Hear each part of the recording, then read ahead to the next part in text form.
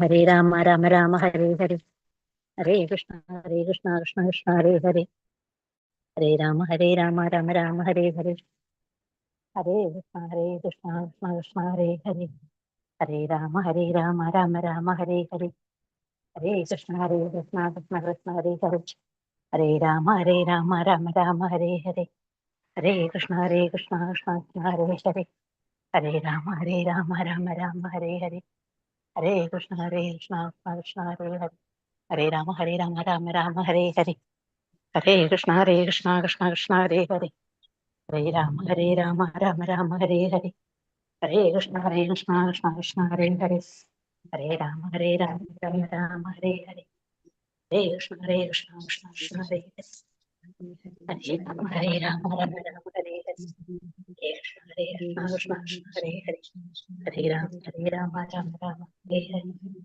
ഹരേ കൃഷ്ണ കൃഷ്ണ കൃഷ്ണ ഹരേ ഹരേ ഹരേ രാമ രാമ രാമ ഹരേ ഹരേ ഹരേ കൃഷ്ണ കൃഷ്ണ കൃഷ്ണ ഹരേ ഹരേ Hare Rama Hare Rama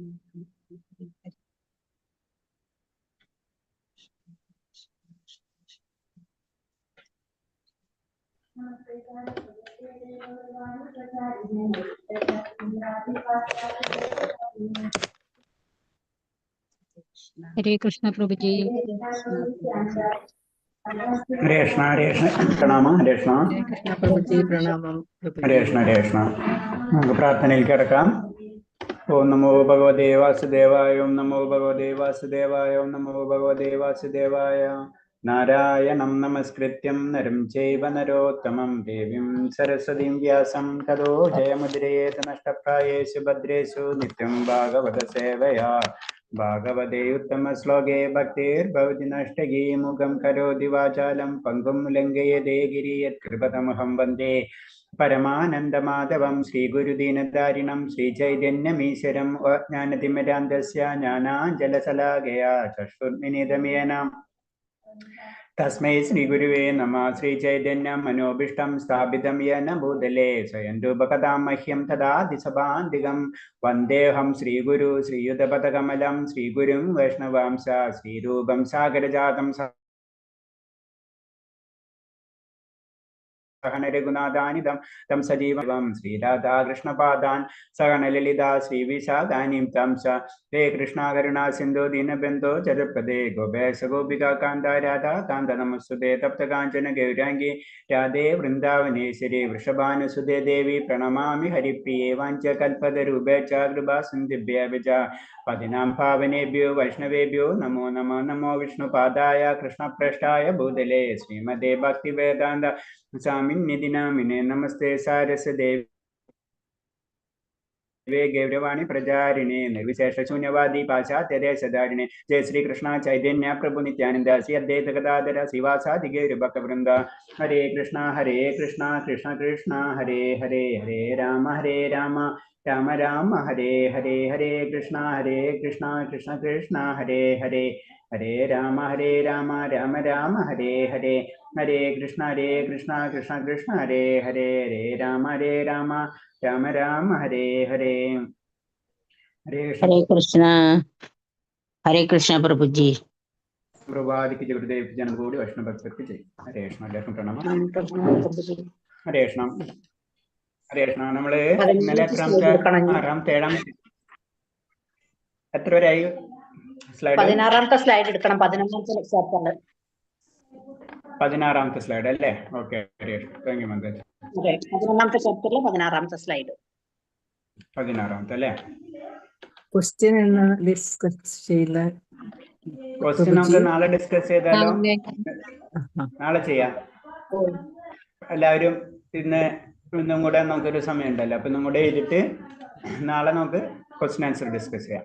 okay. എന്നിട്ട് ഒരു ദിവസം കഴിഞ്ഞിട്ട് അടുത്ത ദിവസം എക്സാം ചെയ്യാം. ഹരേ കൃഷ്ണ പ്രഭുജി. അപ്പൊ നമ്മളിവിടെ പഠിച്ച അതീന്ദ്രിയ എല്ലാതും ഭഗവാന് സമർപ്പിക്കുക. മനസ്സുകൊണ്ടും വാക്കുകൊണ്ടും അതേപോലെ തന്നെ ആത്മാവ് കൊണ്ടും, ഇങ്ങനെ 3 കാര്യത്തിലും നമുക്ക് ഭഗവാനെ സമർപ്പിക്കണം. അപ്പൊ അതിന്റെ കാര്യങ്ങളൊക്കെയാണ് നമ്മളിവിടെ ഡിസ്കസ് ചെയ്തിരുന്നത്. വർണ്ണാശ്രമ ധർമ്മങ്ങളൊക്കെ ചെയ്യുന്നത് എന്തിനു വേണ്ടി എന്ന് വെച്ച് കഴിഞ്ഞാല്, എന്തിനാ വർണ്ണാശ്രമ ധർമ്മങ്ങൾ ചെയ്യുന്നത്? ഹരേ കൃഷ്ണ. വർണ്ണാശ്രമങ്ങൾ നമ്മൾ എന്തിനാ ചെയ്യുന്നത്? വർണ്ണാശ്രമ തത്വങ്ങൾ എന്തിനാണ് നമ്മൾ ചെയ്യുന്നത്?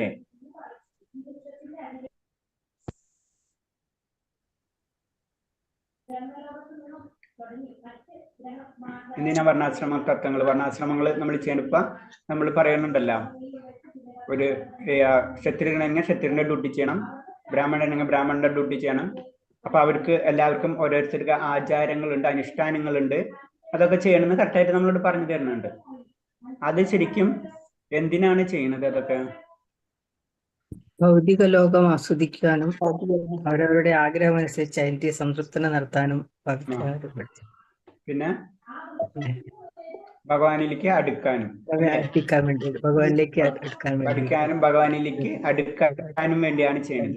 കാരണം നമ്മൾ പറയണെന്ന് വെച്ച് കഴിഞ്ഞാല്, ഇപ്പൊ സാധാരണ രീതിയിലുള്ള നമ്മളെ പോലുള്ള സാധാരണ ഭക്തന്മാരും നമുക്ക് പലതരം ആഗ്രഹങ്ങൾ ഉണ്ടാവും. ഇപ്പൊ പലതരം ആഗ്രഹങ്ങൾ ഉണ്ടെങ്കിൽ ആ ആഗ്രഹങ്ങൾക്ക് പലതരം പറഞ്ഞിട്ടുണ്ട്. കുറെ ഒരു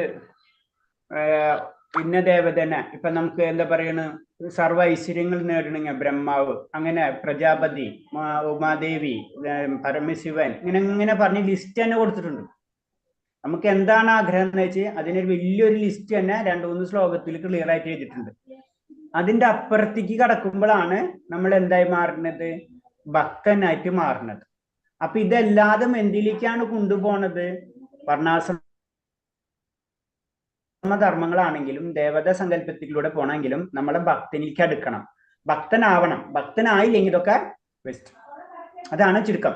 ഇപ്പൊ വർണ്ണാശ്രമ ധർമ്മം കൊണ്ടുപോകേണ്ടത് എന്തിനാണ്? അതായത് ഒരു കുട്ടീനെ വേറെ രീതി പറഞ്ഞു കഴിഞ്ഞാല് നമ്മൾ പറയും വാക്കുകൾ നടക്കുന്ന പോലെ, ജീവിതകാലം മുഴുവൻ വാക്കുകൾ പിടിച്ച് നടന്നിട്ട് കാര്യമില്ല. അപ്പൊ പഠിക്കാൻ വേണ്ടിയാണ് ബാക്കി എല്ലാ കാര്യങ്ങളും ചെയ്യുന്നത്. അതായത് അൾട്ടിമേറ്റ് ഭഗവാനിലേക്ക് അടുപ്പിക്കാൻ വേണ്ടിയിട്ടാണ് ബാക്കി എല്ലാ നിയമങ്ങളും വേദങ്ങളില് അതൊക്കെ പറഞ്ഞിട്ടുള്ളത്. അതാണ് ഇത് പറയുന്നത്. അപ്പൊ ആ പരിപൂർണ സമർപ്പിതം എന്ന് പറയുമ്പോഴാണ് പരിപൂർണമായിട്ട് സമർപ്പിക്കുക. അപ്പൊ ശരീരവും ആത്മാവും സമർപ്പിക്കപ്പെട്ടവന്റെ ഒരേ ഒരു താല്പര്യം ഭഗവത് സേവനമാണെന്ന് എപ്പോഴും ഓർക്കണം. അപ്പൊ നമ്മള് മൂന്നും അർപ്പിച്ചു കഴിഞ്ഞു കഴിഞ്ഞാൽ, അർപ്പിത ആത്മാവ് എന്ന് പറഞ്ഞു കഴിഞ്ഞാൽ പിന്നെ ഭഗവത് സേവനം മാത്രം ചിന്തയുണ്ടാവുള്ളൂ ആ വ്യക്തി. അല്ലെങ്കിൽ ആ ചിന്തയുള്ളവരോ ഇതിലേക്ക് കടക്കുള്ളൂ. അല്ലാത്തവരൊക്കെ ഇങ്ങനെ പല സ്റ്റെപ്പിലായിട്ട് നിൽക്കണ പോലെ ആയിരിക്കും. സുഹൃത്ത് ഭാവത്തിലുള്ള സേവനം ആത്മനിവേദനത്തിലൂടെയും. അപ്പൊ എന്താണ്? സുഹൃത്ത് ഭാവത്തിലുള്ള ഭക്തി സേവനവും ആത്മനിവേദനത്തിലുള്ള ഭക്തി സേവനവും ഒരേപോലെ പ്രയാസമുള്ള 2 മാർഗങ്ങളാണ്. അപ്പൊ നമ്മൾ സ്വയം സമർപ്പിക്കുക എന്ന് പറഞ്ഞാലും ഭഗവാന് വേണ്ടി ഭഗവാന്റെ ആഗ്രഹങ്ങൾ അറിഞ്ഞ് അതിനനുസരിച്ച് പ്രവർത്തിക്കുക എന്ന് പറഞ്ഞാലും ബുദ്ധിമുട്ടുള്ള കാര്യം തന്നെയാണ്. ഭഗവാൻ നമ്മൾ പറയണ്ടത് സുഹൃത്തായിട്ടും അല്ലെങ്കിൽ അന്തരാമ്യായിട്ടും നമ്മള് ദാസനായിട്ടും, അതാണ് സുഹൃത്ത് ഭാവത്തിൽ വരുന്നത്. ഭഗവാന്റെ ദാസനായിട്ടും അതേപോലെ തന്നെ എന്താ പറയുന്നത്, ആന്തരിക ദാസനായിട്ടും ശുഭകാംക്ഷിയായിട്ടും, അതാണ് സുഹൃത്ത് ഭാവത്തിൽ വരുന്നത്. ഇതും ബുദ്ധിമുട്ടാണ്. നമ്മൾ എല്ലാതും ഭഗവാനെ സമർപ്പിക്കാന്നുള്ള ആത്മനിവേദന ഭാവമാണെന്ന് വെച്ച് കഴിഞ്ഞാലും ബുദ്ധിമുട്ടുള്ള കാര്യം തന്നെയാണ്. അതിന് സംശയമില്ല. ഒരേപോലെ പ്രയാസമുള്ള 2 മാർഗങ്ങളാണ്. അതുകൊണ്ട് ഭഗവാൻ ഇത്തരത്തിലുള്ള ബന്ധങ്ങൾ വളരെ അപൂർവമാണ്. നമ്മൾ വിചാരിച്ച പോലെ ഭഗവാനായി ഭക്തി കിട്ടുക എന്ന് പറഞ്ഞു, ഭക്തിയുടെ പരിപൂർണ അവസ്ഥ എന്ന് പറഞ്ഞു വെച്ച് കഴിഞ്ഞാൽ അത്ര പെട്ടെന്ന് ലഭിക്കില്ല. അതാണ് അത് ചുരുക്കം പറയുന്നത്. ഭക്തിയുടെ ഉന്നത ശ്രേണിയിൽ നിൽക്കുന്നവർക്ക് മാത്രമേ ഇത് പ്രാവർത്തികമാക്കാനാവൂ. ഞാൻ വലിയൊരു ഭക്തൻ എന്ന് ഒരു ഭക്തൻ പറഞ്ഞു കഴിഞ്ഞാൽ ആ ഭക്തനല്ല നമ്മളെ രീതി പറയുമ്പോ. കാരണം എന്താ വെച്ച് കഴിഞ്ഞാൽ കറക്റ്റായിട്ട് പറഞ്ഞ എല്ലാതും ഭഗവാന് സമർപ്പിക്കുന്ന ഒരു വ്യക്തിക്ക് മാത്രമേ പരിപൂർണ ഭക്തനാകാൻ കഴിയുള്ളൂ. അപൂർവത്തിൽ അപൂർവമാണ്. ഹർഷോത്മതമായ ഭക്തിയും ആത്മനിവേദനവും കൂടി കലർന്നു കാണുന്നത് അത്യപൂർവമാണെന്ന് സാരം. അപ്പൊ എന്താണ് ഹർഷോത്മതമായ ഭക്തി? അതായത് ഭഗവാനോട് അതിയായ ഭക്തി പ്ലസ് എന്താണ് എല്ലാതും ഭഗവാനായിട്ട് സമർപ്പിക്കുക. ഇത് രണ്ടും കൂടിയൊക്കെ വരാന്ന് പറഞ്ഞാൽ തന്നെ വളരെ അത്യപൂർവമാണ്. ഭഗവാന്റെ ഇച്ഛയെ പൂർണ്ണമായും സ്വയം ഭഗവാന്റെ ഇച്ഛയെ പൂർണ്ണമായും സ്വയം സമർപ്പിക്കുകയാണ് വേണ്ടത്. അപ്പൊ സ്വയം സമർപ്പിതം എന്ന് പറഞ്ഞത് ഒത്തിരി ബുദ്ധിമുട്ടുള്ള കാര്യം തന്നെയാണ്. അതാണ് പറഞ്ഞു വരുന്നത്. അപ്പൊ അതിൽ പറയുന്ന കാര്യങ്ങളാണ് ഇനി അടുത്ത് പറയുന്ന. അപ്പൊ നമ്മൾ പറഞ്ഞു വന്നെന്ന് പറഞ്ഞു കഴിഞ്ഞാൽ പരിപൂർണ അവസ്ഥ എന്നൊക്കെ പറഞ്ഞ ഇതാണ്. കാരണം നമ്മുടെ ശരീരവും മനസ്സും ഇപ്പൊ അതുപോലെ തന്നെ വാക്കും ശരീരവും മനസ്സും ആത്മാവും ഇത് ഭഗവാന് വേണ്ടി സമർപ്പിക്കുമ്പോഴോ നമ്മ പരിപൂർണതയാവുള്ളൂ. ആ സമയത്ത് ഭഗവാന്റെ ശുഭകാംക്ഷിയായി ഭഗവാൻ എന്താ വേണ്ടത് അങ്ങനത്തെ ഉള്ള രീതി മാത്രം ചിന്തിക്കുള്ളൂ. അതാണ് പരിപൂർണാവസ്ഥ. അത് വളരെ അത്യപൂർവമാണെന്നും കൂടെ നമ്മളോട് പറഞ്ഞു തരാണ്. പിന്നെ നമ്മള് പ്രിയപ്പെട്ട വസ്തുക്കൾ സമർപ്പിക്കല്. കാരണം നമുക്ക് ഇഷ്ടം വളരെയധികം ഇഷ്ടപ്പെടുമ്പോൾ എന്താണ് പിന്നെ നമ്മൾ ഒന്നും നോക്കില്ല, നമ്മളെ കയ്യിലുള്ളതൊക്കെ മുഴുവനും നമ്മൾ കൊടുക്കും. അതാണ് പറഞ്ഞത്. അപ്പൊ അതേപോലെ ആയിരിക്കണം ഭഗവാനോടുള്ള ആ സ്നേഹബന്ധം എന്ന് പറയുന്നത്. അപ്പൊ അതൊക്കെ ആയ അവസ്ഥയിലേക്ക് എത്തണമെങ്കിൽ സമയം പിടിക്കും. നമ്മളത് ചിന്തിച്ചിട്ട് കാര്യം. പക്ഷെ ഇത് ഉള്ള സത്യമാണെന്ന് നമുക്ക് മനസ്സിലാക്കാം. ശ്രീമദ് ഭാഗവതത്തിൽ ഭഗവാൻ ഉദ്ധവരോട് പറയുന്നു, പ്രിയപ്പെട്ട ചങ്ങാതി, ഒരാളുടെ കൈവശമുള്ളതിൽ ഏറ്റവും നല്ല വസ്തു അതില്ലെങ്കിൽ അയാൾക്ക് ഏറ്റവും പ്രിയപ്പെട്ട വസ്തു എനിക്ക് തരുന്നവന് അനശ്വരമായ നേട്ടങ്ങൾ ഉണ്ടാകും. ഭഗവാന് കൊടുക്കേണ്ടത് നമുക്ക് ഏറ്റവും ഇഷ്ടമുള്ള വസ്തുവായിരിക്കണം. അതാണ് അതിന്റെ പ്രത്യേകത. അല്ലെങ്കിൽ പ്രിയപ്പെട്ട ആ വ്യക്തിക്കാണ്. അപ്പൊ നമുക്ക് ഏറ്റവും ഇഷ്ടപ്പെട്ട നമ്മളെ സംബന്ധിച്ച് നമുക്ക് ഏറ്റവും ഇഷ്ടപ്പെട്ടത് എന്താണ്? ജനറലായിട്ട് നമുക്ക് ഏറ്റവും ഇഷ്ടപ്പെട്ടത് എന്താണ്? നമുക്ക് ഏറ്റവും ഇഷ്ടപ്പെട്ടത് എന്തായിരിക്കും?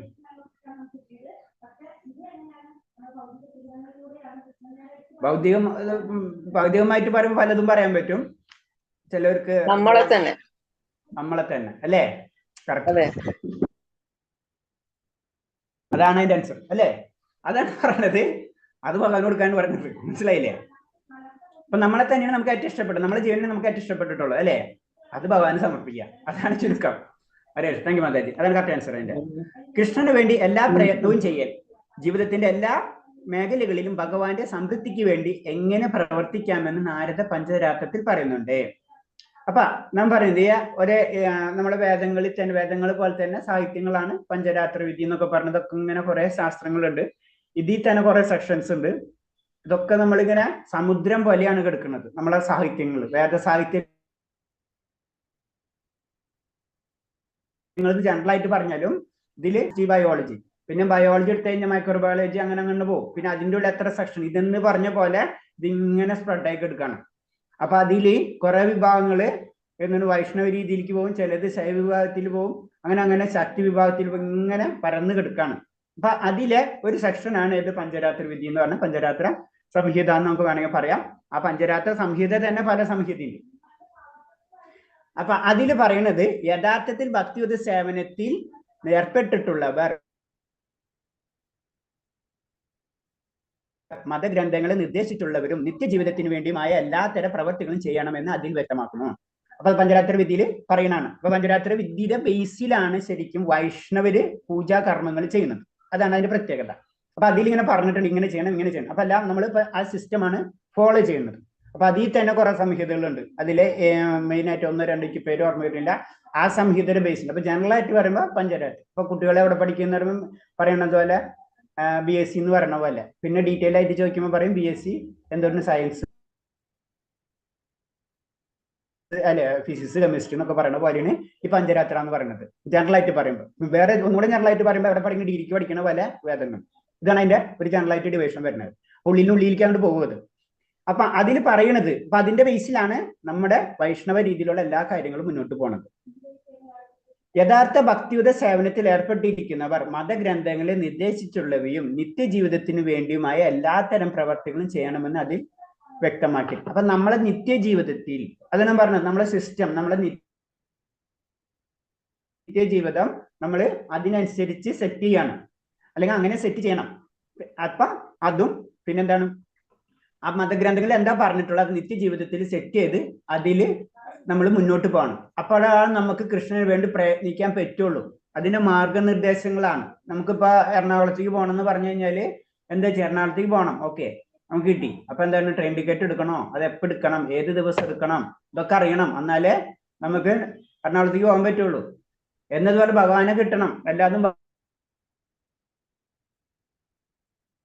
ഭഗവാനെ സമർപ്പിക്കണം എന്ന് പറഞ്ഞു കഴിഞ്ഞാൽ ആത്മാവാകാൻ കഴിയുള്ളൂ. ഈ കാര്യങ്ങൾ വ്യക്തമായിട്ട് പറഞ്ഞിട്ടുള്ള ഗ്രന്ഥങ്ങളാണ് ഇതൊക്കെ. ആ ഗ്രന്ഥത്തിൽ അനുസരിച്ചാണ് നമ്മുടെ ജീവിതം പോണത്. നമ്മൾ എറണാകുളത്തേക്ക് പോകണം എന്ന് പറഞ്ഞു കഴിഞ്ഞാൽ ട്രെയിൻ ടിക്കറ്റ് വേണം, ബസ് ടിക്കറ്റ് വേണം, അത് എന്ന് പോകണം, ഏത് സമയം വേണം, എത്ര പൈസ, ഫസ്റ്റ് ക്ലാസ് ആണോ സെക്കൻഡ് ക്ലാസ് ആണോ എന്നൊക്കെ ഡിസൈൻ പോലെ തന്നെ നമ്മൾ ഗ്രന്ഥങ്ങളിൽ പറഞ്ഞിട്ടുണ്ട്. അതനുസരിച്ച് നമ്മൾ പോവാം. അതാണ് പറഞ്ഞത്. ഭക്തൻ മതഗ്രന്ഥങ്ങളിൽ പറഞ്ഞിരിക്കുന്ന കാര്യങ്ങൾ മാത്രം ചെയ്താൽ പോരാ, മറിച്ച് പ്രായോഗികമായ ജീവിതവുമായി ബന്ധപ്പെട്ട മുഴുവൻ കാര്യങ്ങൾ കൂടി കൃഷ്ണബോധത്തിൽ ചെയ്തിരിക്കണം എന്നർത്ഥം. അപ്പൊ നമ്മൾ മതഗ്രന്ഥങ്ങളിൽ പറഞ്ഞിട്ടുണ്ട് ഇപ്പൊ കാലത്ത് എണിക്കണം, ഇത് ചെയ്യണം, പൂജ ചെയ്യണം, അങ്ങനത്തെ കാര്യങ്ങൾ. അപ്പൊ അത് കഴിഞ്ഞു, ഫിനിഷ്, പൂജ കഴിഞ്ഞു, അതോട് കഴിഞ്ഞു. അങ്ങനെയല്ല, നമ്മുടെ ജീവിതത്തിൽ എന്തൊക്കെ കാര്യങ്ങൾ വരുന്നുണ്ട് അത് മുഴുവനും ഇതിനായിട്ട് ബന്ധപ്പെടുത്തണം. ഭക്തിപരമായിട്ടുള്ള കാര്യങ്ങൾ നമ്മളെ ഭഗവാനായിട്ട് ബന്ധപ്പെടുത്തിയിട്ടായിരിക്കണം ചെയ്യേണ്ടത്. അപ്പൊ നമ്മൾ പറഞ്ഞില്ലേ, അതിന് എക്സാമ്പിൾ പറയാം. നമ്മൾ പഠിക്കുമ്പോൾ 2 ദിവസം മുന്നേ പഠിച്ച് ഭഗവാന്റെ മുന്നിൽ നിന്ന് കള്ളം പറയരുത്. നമ്മൾ വേദങ്ങളിൽ പറഞ്ഞിട്ടുള്ള ഓക്കെ, ഞാൻ കള്ളം പറയില്ല, അതിന്റെ അപ്പുറത്ത് ഞാൻ കള്ളം പറയുന്നു. മനസ്സിലായ? അതാണ് ഇതിൽ പറഞ്ഞത്. ഭഗവാന്റെ മുന്നിൽ നിന്ന് കള്ളം പറയണില്ലല്ലോ, ഓക്കെ, അതല്ലേ ഗ്രന്ഥത്തിൽ പറഞ്ഞിട്ടുള്ളൂ, ഞാൻ കള്ളം പറയണില്ല. പക്ഷെ എനിക്ക് ഇപ്പുറത്തുനിന്ന് വെച്ച് കള്ളം പറയാലോ, അതെന്റെ ജീവിതത്തിന്റെ ആവശ്യമാണ്, അത് ചെയ്യാൻ പാടില്ല. അതാണ് ഇതിൽ പറഞ്ഞിട്ടുള്ളത്. പ്രായോഗിക ജീവിതവുമായി ബന്ധപ്പെട്ട മുഴുവൻ കാര്യങ്ങളും കൂടി കൃഷ്ണബോധത്തിൽ ചെയ്തിരിക്കണം. അപ്പൊ നമ്മളെ ജീവിതം തന്നെ അതേപോലെ ആയിരിക്കണം. അപ്പോഴേ നമ്മൾ ഞാൻ ഭഗവാനുമായിട്ട് പൂർണ്ണ സമർപ്പിത ആത്മാവ് ആവുള്ളൂ എന്ന് പറയുന്നത് എന്നർത്ഥം. ഉദാഹരണത്തിന്, വമ്പിച്ച ഒരു ഫാക്ടറിയുടെ ഉടമയായ ഭക്തൻ ആ സ്ഥാപനത്തിൽ നിന്ന് ലഭിക്കുന്ന ഭൗതിക നേട്ടങ്ങൾ ഭഗവത് സേവനത്തിനായി വിനിയോഗിക്കണം. അതിന് ഉദാഹരണങ്ങളാണ് പറയുന്നത്.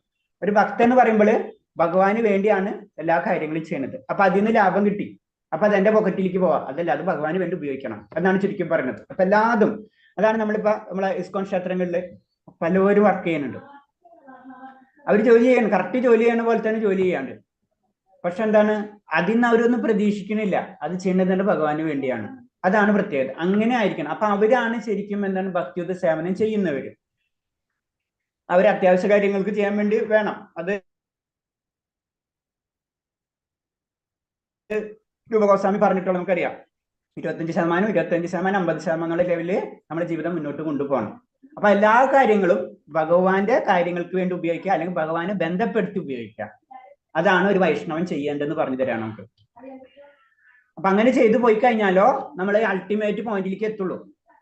അല്ലാന്ന് വെച്ച് കഴിഞ്ഞാല് നമ്മളിങ്ങനെ താഴ്ത്തു വീഴും, മോളിൽ കയറും, താഴ്ത്തു വീഴും, മോളിൽ കയറും, കുറച്ച് കയറും, കുറച്ചിറങ്ങും, കുറച്ച് കയറും, കുറച്ചിറങ്ങും, ഇങ്ങനെ സ്റ്റെപ്പ് കയറി ഇറങ്ങി നിൽക്കും നമ്മള്.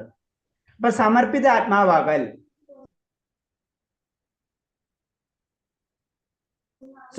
ആത്മാർമ്മത്തിനെ കുറിലാസം, അത് സനാതന ഗോസ്വാമി രചിച്ചുള്ള ഗ്രന്ഥമാണ്. അപ്പൊ ഞാൻ പറഞ്ഞില്ലേ, ഈ ഗ്രന്ഥങ്ങൾ രചിക്കുമ്പോഴും അവരുടെ ഇഷ്ടത്തിനാണ് രചിക്കുന്നത്. ഇപ്പൊ നമ്മളിപ്പോ പറഞ്ഞ പോലെ തന്നെ ഏതാ പഞ്ചരാത്ര വിധി മെയിനായിട്ട് വൈഷ്ണവര് ഫോളോ ചെയ്യണത്. അപ്പൊ അതിന്റെ ബേസിൽ കുറെ കാര്യങ്ങൾ എഴുതിയിട്ടുണ്ടാവും. അതിന് വീണ്ടും സമ്മറി പോലെ അതിന്റെ മെയിൻ ആയിട്ടുള്ള കാര്യങ്ങൾ പെട്ടെന്ന് മനസ്സിലാവുന്ന രീതിയിൽ എഴുതിയ ഒരു ബുക്കാണ് നമുക്ക് മനസ്സിലാക്കാം. ഹരിഭക്ത വിലാസത്തിൽ ഇങ്ങനെ പറയുന്നു.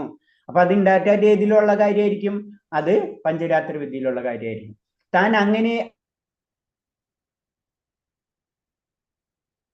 താൻ അങ്ങയുടേത് മാത്രമാണ് മനോവാക്ക് ശരീരങ്ങൾ പൂർണ്ണമായി ആ രീതിയിൽ പ്രവർത്തിക്കുന്നെങ്കിൽ അയാൾക്ക് അതീന്ദ്ര പരമാനന്ദം ആസ്വദിക്കാനാവും. അപ്പൊ സമർപ്പിത ആത്മാവായി കഴിഞ്ഞാൽ എന്താ സംഭവിക്കുക? അപ്പൊ ആ വ്യക്തിയുടെ മനസ്സായാലും ശരീരമായാലും വാക്കാണെങ്കിലും ഭഗവാന് പൂർണ്ണ സമർപ്പിതമായിരിക്കും. ആ സമയത്ത് ആ വ്യക്തിക്ക് അതീന്ദ്രമായ ആനന്ദം ആസ്വദിക്കാൻ കഴിയും. അവിടം വരെ എത്തുമ്പോൾ ഈ ആനന്ദമൊക്കെ നമുക്ക് ലഭിക്കുള്ളൂ. അതാണ് സമർപ്പിത ആത്മാവ് എന്ന് പറയുന്നത്. ഇതാണ് സമർപ്പിത ആത്മാക്കളെ പറ്റി പറയാണ്. ചുരുക്കി പറഞ്ഞ സമർപ്പിത ആത്മാക്കൾ എന്ന് പറഞ്ഞു കഴിഞ്ഞാൽ നമ്മുടെ മനസ്സും നമ്മുടെ ശരീരവും നമ്മുടെ വാക്കും നമ്മുടെ ആത്മാവും എന്തൊക്കെയാണ് നമ്മളെ, അത് മുഴുവനും ഭഗവാന് കൊടുക്കുക. ആ അവസ്ഥയുടെ പരിപൂർണ അവസ്ഥ. അപ്പോഴോ പരമാനന്ദം നമുക്ക് ലഭിക്കുള്ളൂ. ആനന്ദം, പരമാനന്ദം എന്ന് പറയുന്നത്, ആനന്ദം പരമാനന്ദത്തിൽ എത്തണമെങ്കിൽ നമ്മളിങ്ങനെ എത്തണം. അപ്പൊ അതിന് മുന്നേ കുറച്ച് കാര്യങ്ങളൊക്കെ നമുക്ക് കിട്ടിക്കൊണ്ടിരിക്കും അല്ലെ? ഒരു ക്ഷേത്രത്തിന്റെ ക്ഷേത്രത്തിൽ എത്തുന്നതോടുകൂടി ക്ഷേത്രത്തിന്റെ ഏരിയ എത്തുന്നതോടുകൂടി ചില വ്യത്യാസങ്ങൾക്ക് നമുക്ക് കാണാൻ പറ്റും അല്ലെ? നല്ലൊരു ക്ഷേത്രമായിരിക്കും, ചുറ്റും നല്ല വിളക്കുണ്ടാവും, വെളിച്ചുണ്ടാവും, ഇതൊക്കെ ഉണ്ടാവും. അപ്പൊ എന്താണ്, ഓട്ടോമാറ്റിക് ആയിട്ട് നമ്മുടെ ഉള്ളിൽ ഒരു സന്തോഷം തോന്നി തുടങ്ങും എന്ന് പറഞ്ഞ പോലെ ഇത് കിട്ടും. പക്ഷെ അൾട്ടിമേറ്റ് ആനന്ദം എന്താണ്? ആ മൂർത്തിയെ കാണുമ്പോൾ, ഭഗവാനെ കാണുമ്പോഴാണ് എന്നത് പറഞ്ഞ പോലെ നമ്മൾ ഭക്തിയിലേക്ക് കടക്കുമ്പോൾ പതുക്കെ പതുക്കെ നമുക്ക് അതിന്റെ സ്റ്റാർട്ടിങ് ചെയ്യും. പക്ഷെ പരിശുദ്ധ പരമമായ ആനന്ദം ഭഗവാനെ കിട്ടുമ്പോൾ മാത്രമേ ഉള്ളൂ. അതാണ് ഇതിൽ പറയുന്നത്. തുളസി തുടങ്ങിയ ചെടികളെ, വൃക്ഷങ്ങളെ പരിചരിക്കൽ. സ്കന്ദപുരത്തിൽ തുളസി ചെടിയെ ഇങ്ങനെ പ്രകീർത്തിക്കുന്നു. അപ്പൊ വൈഷ്ണവ രീതിയിൽ തുളസി വളരെ ഇമ്പോർട്ടന്റ് ആണ്. കാരണം തുളസി ചെടിയെ നമ്മൾ പരിപാലിക്കും. 90% എല്ലാവരും വീട്ടിലും തുളസി ചെടി ഉണ്ടാവും. അപ്പൊ എന്താണ് അതിന്റെ കാരണം? നമ്മൾ അത് തന്നെയാണ്, നമ്മൾ പരമ്പര നമ്മൾ ഫോളോ ചെയ്തുകൊണ്ടിരിക്കുന്നത് അത് തന്നെയാണ്. അതാണ് വൈഷ്ണവ രീതിയിൽ ഏറ്റവും ഇമ്പോർട്ടൻസ് തുളസി ചെടിയാണ്. തുളസിയെ പരിപാലിച്ചിരിക്കണം. അതിന്റെ ഗുണങ്ങളാണ് പറയുന്നത്. സ്കന്ദപുരാണത്തിൽ പറയുന്ന ഗുണങ്ങളാണ് പറയുന്നത്. ഈ പുരാണങ്ങൾ തന്നെ ശരിക്കും പറയുമ്പോ നമ്മൾ 18 പുരാണങ്ങൾ ഉണ്ടെങ്കിൽ തന്നെയും അതില് കൂടുതൽ ഭഗവാനെ പറ്റി പറയുന്ന കുറച്ച് പുരാണങ്ങളുണ്ട്. ഇപ്പൊ സ്കന്ദപുരാണായി, പിന്നെ ഇപ്പൊ അതുപോലെ തന്നെ ഭാഗവതായി, അതുപോലെ തന്നെ നെക്സ്റ്റ് സ്കന്ദപുരാണം, ഭവിഷ്യപുരാണം, നാരദീയ പുരാണം, പിന്നെ അതിന് 5-6 പുരാണങ്ങൾ കൂടുതൽ വൈഷ്ണവ രീതിയിലുള്ള കാര്യങ്ങളാണ് പറയുന്നത്. ബാക്കിയുള്ളത് ശിവന്റെ ഭഗവാന്റെയും അങ്ങനത്തുള്ള കാര്യങ്ങളൊക്കെ അതിൽ വരുന്നുണ്ടാവും. അപ്പൊ ഇതിൽ സ്കന്ദപുരാണത്തിൽ പറയുന്നത്, സ്കന്ദപുരാണം എന്ന് പറയുമ്പോൾ കൂടുതൽ ഭഗവാനെ പറ്റിയിട്ടുള്ള കാര്യങ്ങളായിട്ട് ടച്ച് ചെയ്ത് വരുന്ന പുരാണമാണ്. അപ്പൊ അതിൽ പറയുമ്പോൾ പാപസഞ്ചയങ്ങളുടെ മുഴുവൻ ഒറ്റ നിമിഷം കൊണ്ട് നശിപ്പിക്കാൻ കഴിയുന്ന തുളസി ചെടിയെ ഞാൻ സാദരം പ്രണമിക്കുന്നു. അപ്പൊ നമ്മളറിയാം, നമ്മളെ പൂജകളില് തുളസി പൂജ അത്ര ഇമ്പോർട്ടൻസ് ഉണ്ട്. നമ്മൾ ഡെയിലി തുളസിയെയും പൂജിക്കും. നമുക്കറിയാതെ നമ്മൾ സത്സംഗത്തിൽ വരുമ്പോ അറിയാം, തുളസിക്ക് അത്ര ഇമ്പോർട്ടൻസ് ആണ്. ദർശനം മാത്രം മതി എല്ലാ കഷ്ടപ്പാടുകളിൽ നിന്നും രോഗങ്ങളിൽ നിന്നും മോചനം നേടാൻ. തുളസി ചെടിയെ പ്രണമിക്കുകയും അതിന് വെള്ളം ഒഴിക്കുകയും ചെയ്യുന്നവർക്ക് യമരാജന്റെ കോടതിയിൽ പോകേണ്ടി വരില്ല. കാരണം നേരിട്ട് ഗോലോക വൃന്ദാവനത്തിലേക്ക് അല്ലെങ്കിൽ വൈകുണ്ഠ ലോകത്തിലേക്കായിരിക്കും ആ വ്യക്തി യാത്രയാവുക എന്നാണ് പറയുന്നത്. തുളസി ചെടി നടുന്നവർ തീർച്ചയായും കൃഷ്ണഭക്തനായി തീരും. അപ്പൊ തുളസി ചെടിയെ നമ്മൾ പരിപാലിച്ചാൽ തന്നെ അറിയാതെ തന്നെ നമ്മളുടെ ഉള്ളിൽ കൃഷ്ണഭക്തി വന്നുകൊള്ളും. തുളസി ദളം കൊണ്ട് ഭഗവാന്റെ പാദാരന്ധ്യങ്ങളെ അർച്ചിക്കുന്നതിന് ഭഗവത് പ്രേമം സമ്പൂർണമാകും. അപ്പൊ അതാണ് നമ്മൾ പറയുന്നത്, ഭഗവാൻ പൂജ ചെയ്യുമ്പോൾ തുളസി ഏറ്റവും ഇമ്പോർട്ടന്റ് ആണ്. തുളസി ഇല്ലെങ്കിൽ ഭഗവാന്റെ പൂജ പൂർണ്ണമാവില്ല. അപ്പൊ അറ്റ്ലീസ്റ്റ് നമ്മൾ പൂക്കളില് തുളസി ദളം ഉപയോഗിച്ചിരിക്കണം. അപ്പൊ തുളസി വീട്ടിൽ വെച്ച് വളർത്തണം, അതിനെ പരിപാലിക്കണം. അതിന്റെ ഗുണങ്ങളും കൂടിയാണ് സ്കന്ദപുരാണത്തിൽ പറയുന്നത്. എല്ലാ വിധത്തിലും തുളസി മംഗളദായകമാണ്. അതിന്റെ ദർശനം, സ്പർശനം, ശ്രവണം, സ്മരണം, അതിനോട് ആദരപൂർവ്വമുള്ള പ്രാർത്ഥന, അതിനെ പ്രണമിക്കൽ, തുളസി ചെടി നട്ടുപിടിപ്പിക്കൽ, ഇതെല്ലാം ശുഭകർമ്മങ്ങളാണ്.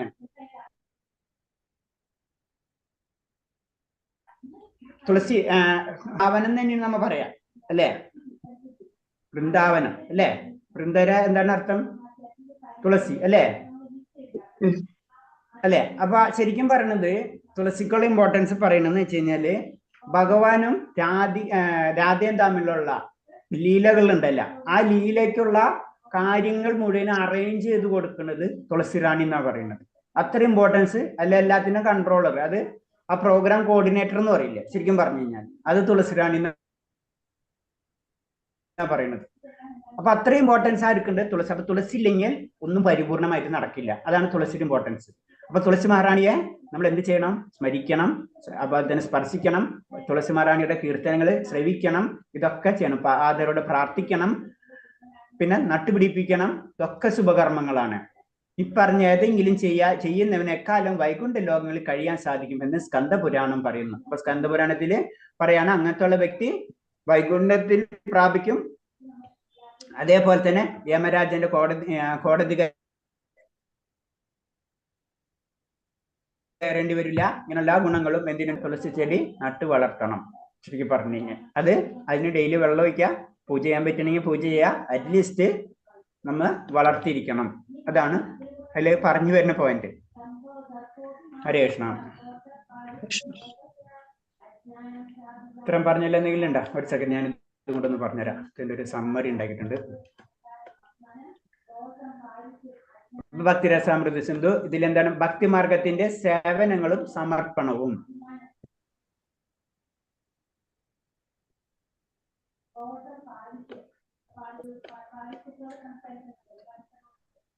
ഇന്നലെ തിങ്കളാഴ്ച ആയിരുന്നില്ലേ? ഇന്ന് കുറഞ്ഞല്ല. ഓക്കെ, അതില് ഫസ്റ്റ് ദാസഭാവത്തെ പറ്റിയാണ് ഈ ചാപ്റ്ററിൽ മെയിൻ ആയിട്ട് നമ്മൾ പറയുന്നത് എന്താണ്? ഭക്തിമാർഗങ്ങളും പിന്നെ സേവന വിധികളും, ഭക്തിമാർഗത്തിലെ സേവന വിധികളും സമർപ്പണം, അങ്ങനത്തെ കാര്യങ്ങളാണ് പറയുന്നത്. അപ്പൊ അതിൽ പറയണത് ആദ്യം ദാസഭാവം. നമ്മൾ പറഞ്ഞ 2 ഭാവങ്ങളാണ് മെയിൻ ആയിട്ട്. ദാസഭാവം എന്ന് പറയുമ്പോൾ അതിൽ പറയുന്നത് എന്താണ്? സദാ ഭഗവത് സേവനം. അതായത് ഫസ്റ്റ് 2ആയിട്ട് ഡിവൈഡ് ചെയ്തിട്ടുണ്ട്, ദാസഭാവം സുഹൃത്ത് ഭാവം. ഏത്? സമർപ്പണത്തില്. അതില് ഫസ്റ്റ് ദാസഭാവത്തിൽ പറഞ്ഞ എന്താണ്? സദാ ഭഗവത് സേവനം, കർമ്മബല സമർപ്പണം. എന്തൊക്കെ കിട്ടി എല്ലാതും ഭഗവാന് എന്നുള്ള രീതിയിലുള്ള. അപ്പൊ ഞാനുണ്ടെങ്കിൽ ഞാനും ഭഗവാന്റെ, അതാണ്. പിന്നെ ഇതില് പറയുമ്പോ സാധാരണ രീതി പറയുമ്പോ 2 തരം ഭക്തന്മാരെ പറ്റി നമ്മൾ ശ്രമം ധർമ്മം പാലിക്കുന്നവര്, ഭാഗവതന്മാർ അല്ലെങ്കിൽ ശുദ്ധ ഭക്തന്മാരെന്നായിരുന്നു പറയാ. മറ്റേത് വർണ്ണാശ്രമം ധർമ്മം പാലിക്കുന്നവർ. അവര് ഭക്തന്മാരാണ്, അവരിൽ നിന്നാണ് ഭാഗവതന്മാരായി മാറുന്നത് സാധാരണ രീതിയിൽ. അപ്പൊ ചിലപ്പോ അത് അവിടെ തന്നെ നിൽക്കാം. പക്ഷെ ഇവിടെ നിന്നോ സാധാരണ എല്ലാവരും ഈ വർണ്ണാശ്രമ ധർമ്മം പാലിക്കുന്നവർക്കോ ശുദ്ധ ഭക്തന്മാരാവാൻ കഴിയുള്ളൂ. ജനറൽ ആയിട്ട് അല്ലാത്തവർക്കും കിട്ടാം. പക്ഷെ ജനറൽ ആയിട്ട് വരുമ്പോ അതാണ് നമ്മളെ അനുഷ്ഠാനവും ആചാരങ്ങളൊക്കെ അതിന്റെ ബേസ് ആണ്. എല്ലാവരും അത് ചെയ്യണത് അറ്റ്ലീസ്റ്റ് നമ്മൾ അനുഷ്ഠാനങ്ങളും ആചാരങ്ങളും നമ്മൾ പാലിക്കണം. അവിടെ നിന്നേ നമ്മൾ കടക്കാൻ പറ്റുള്ളൂ. അതാണ് അത് ഇതിൽ പറയുന്നുണ്ട്. ദേവന്മാരെ ആരാധിക്കുന്നതിനെ പറ്റി പറയും, ഭാഗവതത്തിൽ തന്നെ പറയുന്നുണ്ട്. അത് ദേവന്മാരെ ആരാധിക്കുന്നവരെന്താണ്? അവരിൽ കൂടെ ലാസ്റ്റ് ഭഗവാനിലേക്ക് കടക്കാൻ പറ്റും. ഒന്നുമില്ലാത്തതിനും ഭേദമാണ് ദേവന്മാരെ ആരാധിക്കുന്നത്. അവർക്ക് എന്താണ്?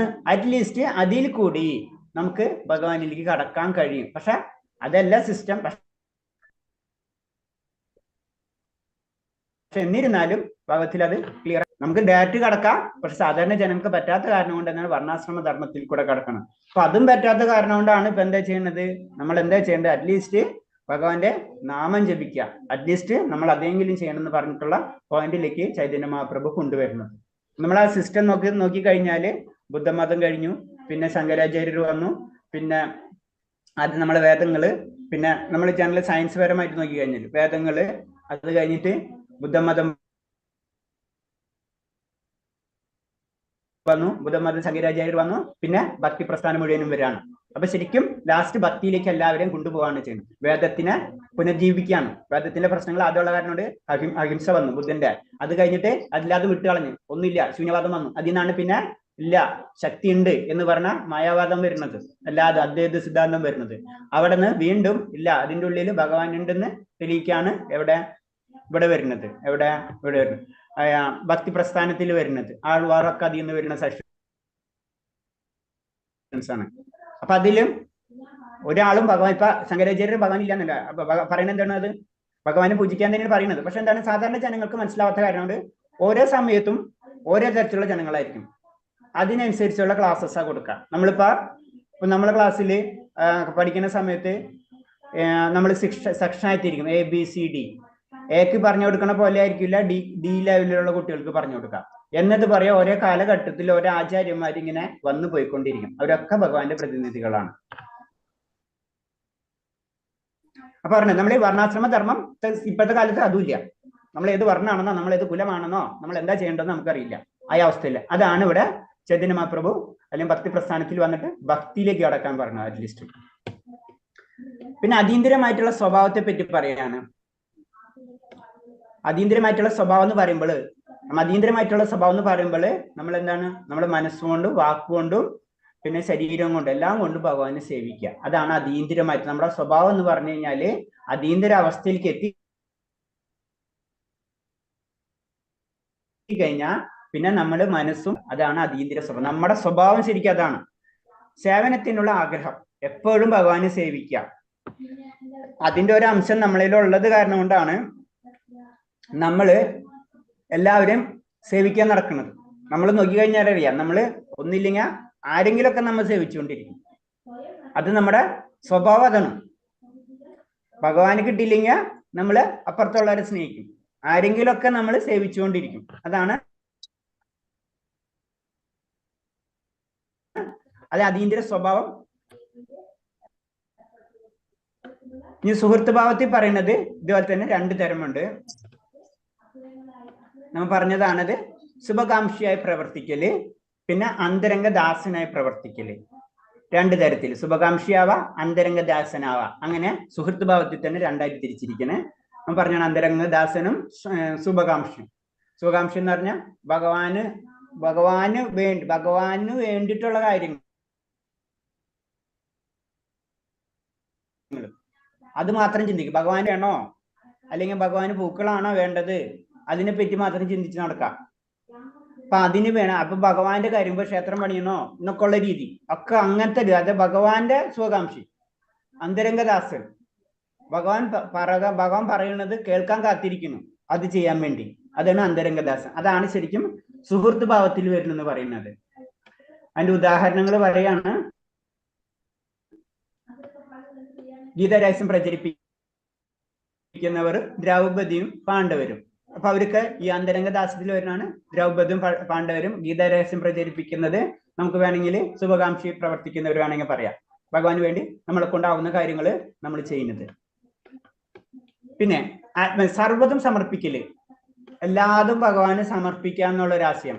അതിൽ വരുന്നതാണ് ശരീരം, മനസ്സ്, ആത്മാവ്. ഈ 3 കാര്യങ്ങളും ഭഗവാന് സമർപ്പിക്കുക. നമ്മൾ എന്ത് കാര്യം ചെയ്യുമ്പോ മനസ്സുകൊണ്ടും ശരീരം കൊണ്ടും ആത്മാവ്,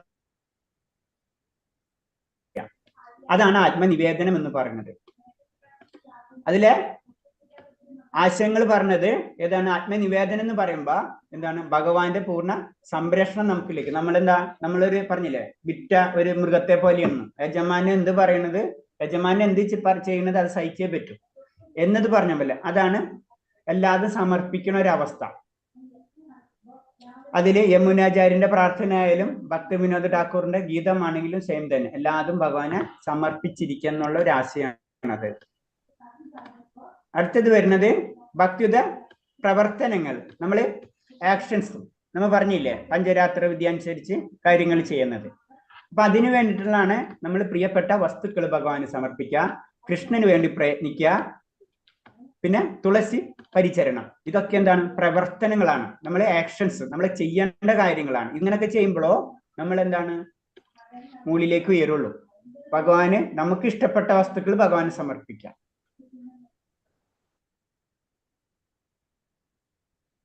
അപ്പൊ ഞാനത് പറഞ്ഞു, നമുക്കൊരു പായസം കുടിക്കാൻ തോന്നിക്കഴിഞ്ഞാൽ നമുക്ക് ഇഷ്ടപ്പെട്ടാണ്, അത് ഭഗവാന് സമർപ്പിച്ചിട്ട് നമ്മൾ കഴിക്കുക. അത് ഫസ്റ്റ് സെക്ഷൻ. കൃഷ്ണന് വേണ്ടിയിട്ടുള്ള പ്രയത്നം. അവിടെയാണ് നമ്മൾ എന്താണ് മതഗ്രന്ഥങ്ങളുടെ നിർദ്ദേശങ്ങൾ. മതഗ്രന്ഥങ്ങളുടെ നിർദ്ദേശങ്ങൾ എന്ന് പറഞ്ഞ പഞ്ചരാത്ര വിദ്യ ഒക്കെ അതിൽ വരണം, വേദങ്ങളൊക്കെ അതിൽ വരുന്നതാണ്. അപ്പൊ അതിൽ പറഞ്ഞിട്ടുള്ള കാര്യങ്ങൾ അതേപോലെ ചെയ്യാൻ പ്രവർത്തിക്കുക. അത് നമ്മൾ ജീവിതത്തിൽ നടപ്പിലാക്കാൻ ശ്രമിക്കുക. അവിടെ മാത്രമല്ല, പുറത്തിറങ്ങിയാലും നമ്മൾ ചെയ്യണം. അതാണ് പറയുന്നത്. അപ്പൊ തുളസി പരിചരണം. അപ്പൊ അതിനൊരു എക്സാമ്പിൾ പറയുന്ന വെച്ച് കഴിഞ്ഞാല്, ഇപ്പൊ പെട്ടെന്ന് പ്രായോഗികമായ ജീവിതത്തിന്റെ പറഞ്ഞു കഴിഞ്ഞാല്, ഇപ്പൊ ഞാൻ പറഞ്ഞില്ലേ, ഇപ്പൊ ചിലവരുണ്ട് ഒരു നായനൊക്കെ സംരക്ഷിക്കുന്ന ആൾക്കാരുണ്ട് നമ്മുടെ നാട്ടിലുണ്ട് അല്ലെ. നായ കൊല്ലാൻ പാടില്ല, അങ്ങനെ ചെയ്യാൻ പാടില്ല, നായ സംരക്ഷകരുണ്ട്. അവര് ഇവിടെ സംരക്ഷിച്ചിട്ട് അവിടെ പോയി ഇരുന്നിട്ട് ചിക്കനും ബീഫും കഴിക്കുന്ന ആൾക്കാരാണ് അല്ലെ. അതാണ് പറഞ്ഞത്. അതുകൊണ്ട് എന്ത് കാര്യം? അപ്പൊ അതാണ് അവിടെ സംഭവം. അപ്പൊ അതാണ്, അതായത് നമ്മള് ഒരു സ്ഥലത്ത് പഠിച്ചിട്ട് പ്രായോഗിക ജീവിതത്തിൽ വേറെ കൊണ്ട് നടക്കാം. വേണ്ടി ചെയ്യേണ്ട രീതിയിലായിരിക്കണം. നമ്മുടെ ജീവിതവും അതിനു വേണ്ടി ചെയ്യണം. ഒരു സെക്കൻഡ്.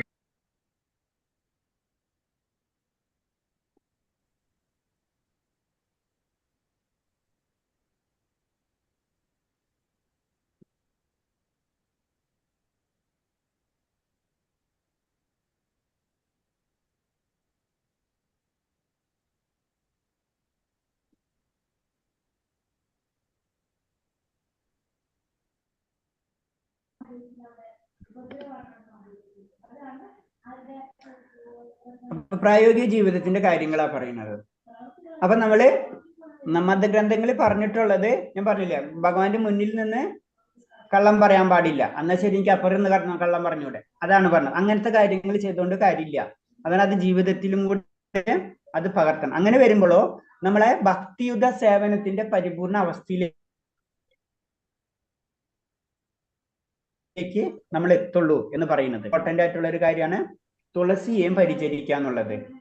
അതില് തുളസിയെ ദർശിക്കുന്നതും സ്പർശിക്കുന്നതും പ്രണമിക്കുന്നതും വളരെ ഉയർന്ന കാര്യമാണ്. അത് സ്കന്ദപുരാണത്തില് പറയുന്നുണ്ട് അതിന്റെ കാര്യങ്ങളൊക്കെ, അതിന്റെ ഗുണങ്ങളൊക്കെ. പിന്നെ അതിനെ അതിനെ നനയ്ക്കുക, ഇതൊക്കെ കാര്യങ്ങൾ നമ്മൾ ചെയ്യണം. ഇതുകൊണ്ടുള്ള ഗുണങ്ങള് പാപമോചനവും വൈകുണ്ഠപ്രാപ്തിയുമാണെന്ന് സ്കന്ദപുരാണത്തില് നമുക്ക് പറഞ്ഞു തരുന്നുണ്ട്. ഇത്ര കാര്യങ്ങളാണ് ഇതിന്റെ ഒരു സമ്മറി പോലെ പറയുന്നത്. അപ്പൊ മെയിനായിട്ട് പറയുമ്പോ എന്താണ്, ഒന്ന് ഭക്തന്മാരെ പറ്റി പറയണാണ് ദാസഭാവം, സുഹൃത്ത് ഭാവം, രണ്ടു തരം ഭക്തന്മാര്. പിന്നെ ആത്മനിവേദനം. ആത്മനിവേദനം എന്താ, അപ്പൊ അതിനെ പറ്റി പറഞ്ഞു. പിന്നെ ഭക്തിയുടെ പ്രവർത്തനങ്ങൾ, നിങ്ങൾ ഭക്തിക്ക് വരുമ്പോൾ നമ്മൾ ചെയ്യേണ്ട കാര്യങ്ങൾ, അതാണ് പറഞ്ഞത്. അപ്പൊ തുളസിയും പരിചരിക്കണം, പിന്നെ മതഗ്രന്ഥങ്ങളെ അനുശാസിക്കണം, അത് ജീവിതത്തിൽ പ്രായോഗികമായിട്ട് കൊണ്ടുവരണം. പിന്നെ ആത്മനിവേദനത്തില് പറയുമ്പോൾ അതില് മനസ്സുകൊണ്ടും ആത്മാവുകൊണ്ടും ശരീരം കൊണ്ടും ഭഗവാനെ പ്രാർത്ഥിക്കണം എന്നാ പറയുന്നത്, ഭഗവാനെ സമർപ്പിക്കണം. പിന്നെ അടുത്ത രണ്ടു തരം മെയിൻ ആയിട്ട് രണ്ട് ഭാവത്തെ പറയുന്നതാണ്, ഒന്ന് ദാസഭാവം, ഒന്ന് സുഹൃത്ത് ഭാവം. ദാസഭാവം ഇതേപോലെ തന്നെ ദാസഭാവത്തിൽ തന്നെ വീണ്ടും രണ്ടായിട്ട് തിരിക്കുന്നുണ്ട്. ജനറൽ ആയിട്ട് പറയുമ്പോൾ ഒന്ന് പരിശുദ്ധ ഭക്തന്മാര്, പിന്നെ വർണ്ണാശ്രമം പാലിച്ചിട്ട് പതുക്കെ ഭക്തിയിലേക്ക് കടക്കുന്നവര് എന്നാ പറയുന്നത്. അപ്പൊ അവരും ഇതേപോലെ തന്നെ അവരുടെ ശരീരവും മനസ്സും ഒക്കെ എന്താണ് ഭഗവാന് വേണ്ടി സേവനത്തിന് വേണ്ടി ഉപയോഗിക്കുന്നവരാണ് ദാസഭാവത്തിൽ വരുന്നത്. സുഹൃത്ത് ഭാവത്തിൽ വരുമ്പോൾ എന്താണ്, അവര് എന്താണ് ശുഭകാംക്ഷി, ഭഗവാന്റെ ശുഭകാംക്ഷിയായിരിക്കും. അതേപോലെ തന്നെ ഭഗവാന്റെ അന്തരംഗ ദാസന്മാരുമാരായിരിക്കും ഈ സുഹൃത്ത് ഭാവത്തില്. ചിലപ്പോൾ ഇത് രണ്ടും കൂടി കിട്ടും, ഈ രണ്ട് ഭാവം കൂടെ ഒന്നിച്ച് കിട്ടും. അത് വളരെ അത്യപൂർവമാണെന്ന് പറയുന്നത്. ഹരേ കൃഷ്ണ. ഇത്തരം പറഞ്ഞില്ല, എന്തെങ്കിലും സംശയം ഉണ്ടോ?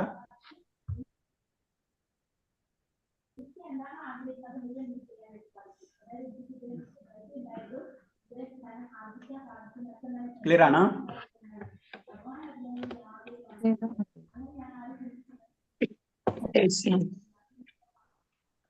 ഹരേ കൃഷ്ണ.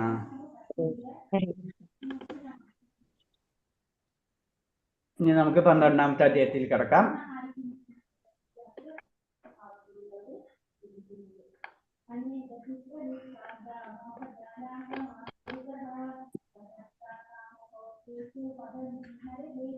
ഹരേ കൃഷ്ണ. ഇനി അതീന്ദ്രിയ സേവനത്തിന്റെ മറ്റു വശങ്ങൾ. നമുക്ക് അതീന്ദ്രിയ സേവനം ചെയ്യണം അല്ലെ? അപ്പൊ അതിന്റെ ഫലം കീർത്തനമൊക്കെ അതിൽ വരുന്നതാണ്. എന്നിട്ട് അതിന്റെ കണ്ടിന്യൂഷൻ പോലെ വരുന്നതാണ് അതീന്ദ്രിയ സേവനത്തിന്റെ മറ്റു വശങ്ങൾ എന്ന് പറഞ്ഞിട്ട്. അപ്പൊ അതിൽ പറയുന്നത് ആത്മീയ ഗ്രന്ഥങ്ങൾ വായിച്ചു കേൾക്കുക. ഇതൊക്കെ നമ്മൾ ആത്മീയമായിട്ടുള്ള ഹരേഷ്ണ കൃഷ്ണ പ്രഭുജി സ്ലൈഡ് മാറുന്നില്ലല്ലോ. മാറണുണ്ടല്ലോ, മാറണില്ലേ? മാറിയിട്ടില്ല പ്രഭുജി. ഓക്കെ സോറി ഹരേഷ്, ഞാൻ നോക്കട്ടെ, കട്ട് ചെയ്ത് നോക്കട്ടെ കേട്ടോ. ചിലപ്പോ അത് എന്തായാലും മാത്രം മാറുന്നുണ്ടാവും.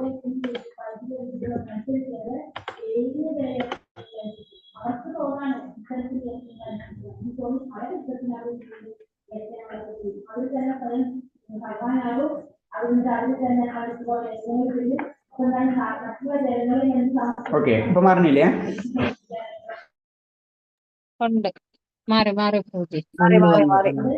ഓക്കെ. അപ്പൊ അതീന്ദ്രിയ സേവനത്തിന്റെ മറ്റു വശങ്ങൾ. ഓക്കെ ഹരേഷ്. അപ്പൊ നമ്മൾ അതീന്ദ്രിയ സേവനം എന്ന് പറയുമ്പോ ഇപ്പൊ നമ്മൾ പറഞ്ഞില്ലേ, നമ്മള് നോക്കുമ്പോൾ എന്താ തുളസിനെ പൂജിക്കണതൊക്കെ ഭൗതികമായിട്ട് തോന്നും, പക്ഷെ ശരിക്കും അതീന്ദ്രിയ അവസ്ഥയാണ്. അത് ആദ്യം തന്നെ നമ്മൾ മനസ്സിലാക്കുക. അത് പറഞ്ഞ ഗ്രന്ഥപാരായണം അതെന്താണ്, അത് അതീന്ദ്രിയ അവസ്ഥ തന്നെയാണ്. ഭഗവാനായിട്ട് ബന്ധപ്പെടുന്നതൊക്കെ അതീന്ദ്രിയാണ്, അത്ര നമ്മൾ ചിന്തിച്ചാൽ മതി. അപ്പൊ ആത്മീയ ഗ്രന്ഥങ്ങൾ വായിച്ചു കേൾക്കൽ ഭക്തിയുത സേവനത്തിന്റെ പുരോഗതിക്ക് സഹായിക്കുന്ന എല്ലാ ഗ്രന്ഥങ്ങളും ആത്മീയ ഗ്രന്ഥങ്ങളാണെന്ന് ശ്രീല രൂപ ഗോസ്വാമി പറയുന്നു. അപ്പൊ നമുക്ക് ആത്മീയ പുരോഗതിക്ക് കിട്ടുന്ന എല്ലാ ഗ്രന്ഥങ്ങളും നമ്മൾ എന്താണ് ആത്മീയ പുരോഗതിക്ക് ഭക്തിയുത സേവനത്തിന് പുരോഗമിക്കുന്ന എല്ലാ ഗ്രന്ഥങ്ങളും ആത്മീയ ഗ്രന്ഥങ്ങളാണ്. അപ്പൊ തിരിച്ച് നമ്മൾ വേറൊരു കാര്യം കൊണ്ടും ചിന്തിക്കണം, അല്ലാത്ത ഗ്രന്ഥങ്ങൾ വായിക്കരുത്. നമുക്ക് അതിൽ നിന്ന് എന്തെങ്കിലും ബെനിഫിറ്റ് ഉണ്ടാവണം നമ്മൾ വായിച്ചുകൊണ്ട്. അല്ലാണ്ട് നോവൽ പോലെ ഇരുന്ന് വായിച്ചിട്ട് കാര്യമില്ല. പല പല വ്യക്തികളും അവരവരുടെ രീതിയിൽ ഇപ്പോഴത്തെ കാലത്ത് അത് മാത്രമേ ഉള്ളൂ കൂടുതൽ നമുക്കറിയാവുന്നതാണ്. അതിന്റെ ഓരോ നിരൂപണങ്ങൾ എഴുതിക്കൊണ്ടിരിക്കും. അപ്പൊ നമ്മൾ വായിച്ച് നമ്മളെ പിന്നെ അവരെ ലോകത്തിലേക്ക് നമ്മളെ കൊണ്ടുപോകും. അവരെന്താ ഉദ്ദേശിച്ചത് അതിലേക്ക് നമ്മൾ അങ്ങോട്ട് കൊണ്ടുപോകും. അത് ചെയ്യരുത്. അതാണ് ക്ലിയറായിട്ട് പറഞ്ഞത്. നമ്മളെ ഭക്തി ഉയർത്താൻ പറ്റാവുന്ന രീതിയിൽ ഇപ്പൊ നമ്മൾ തുളസി ചെടി നടണം, തുളസിനെ വെള്ളം ഒഴിക്കണം എന്നൊക്കെ പറയുമ്പോൾ അത് ശരി, നമുക്ക് ഭക്തി ഉയർത്തണം. അതിന്റെ സയൻസും ടെക്നോളജിയും നമ്മൾ പഠിച്ചിട്ട് നമുക്ക് കാര്യമില്ല. അപ്പൊ അതാണ് ഇതിൽ പറഞ്ഞ ഗ്രന്ഥങ്ങൾ വായിക്കുമ്പോൾ വളരെ ശ്രദ്ധിച്ച് സെലക്ട് ചെയ്തിട്ട് നമ്മൾ വായിക്കണം. വെറുതെ നമ്മൾ വായിക്കരുത് ഗ്രന്ഥങ്ങൾ. ഇപ്പൊ നമ്മൾ ഭാഗവതം തന്നെ വായിച്ച തീരില്ല നമ്മളെ. പിന്നെ ഏറ്റവും ഇമ്പോർട്ടൻ്റ് ഉള്ള ഭാഗവതം തന്നെയാണ്. അത് തന്നെ വായിച്ച തീരില്ല, വായിച്ച മുഴുവൻ മനസ്സിലാവില്ല. അത് തന്നെ ഭാഗവതം തന്നെ നമുക്ക് എഴുതിയിട്ടുള്ളതാണ്. അത്രയും സിംപ്ലിഫൈ ചെയ്തിട്ടാണ് വേദങ്ങളിൽ നിന്നൊക്കെ എടുത്തിട്ട് ഏറ്റവും സിംപ്ലിഫൈ ചെയ്തിട്ട് നമുക്ക് തന്നിട്ടുള്ളതാണ്. പുരാണങ്ങൾ എന്ന് പറയുമ്പോൾ തന്നെ നമുക്കറിയാം ഏറ്റവും സിംപ്ലിഫൈഡ് ഫോമാണ്. അത് തന്നെ നമുക്ക് മനസ്സിലാവില്ല. അത് തന്നെ ഗ്രഹിക്കാനുള്ള ശക്തി ഇപ്പോൾ തന്നെ കുറഞ്ഞു പോയി. അത് കാരണം കൊണ്ട് പറഞ്ഞാൽ അറ്റ്ലീസ്റ്റ് നമ്മൾ നാമജപത്തിന് ഇമ്പോർട്ടൻസ് കൊടുക്കുന്നു പറഞ്ഞതിന്റെ കാരണം അതാണ്. പക്ഷെ എന്നിരുന്നാലും അതാണ് ഭാഗവത നിത്യസേവിത എന്ന് പറഞ്ഞ ഭാഗവതത്തെ നമ്മൾ എന്നും സേവിക്കണം. അതും ഭഗവാൻ തന്നെയാണ്.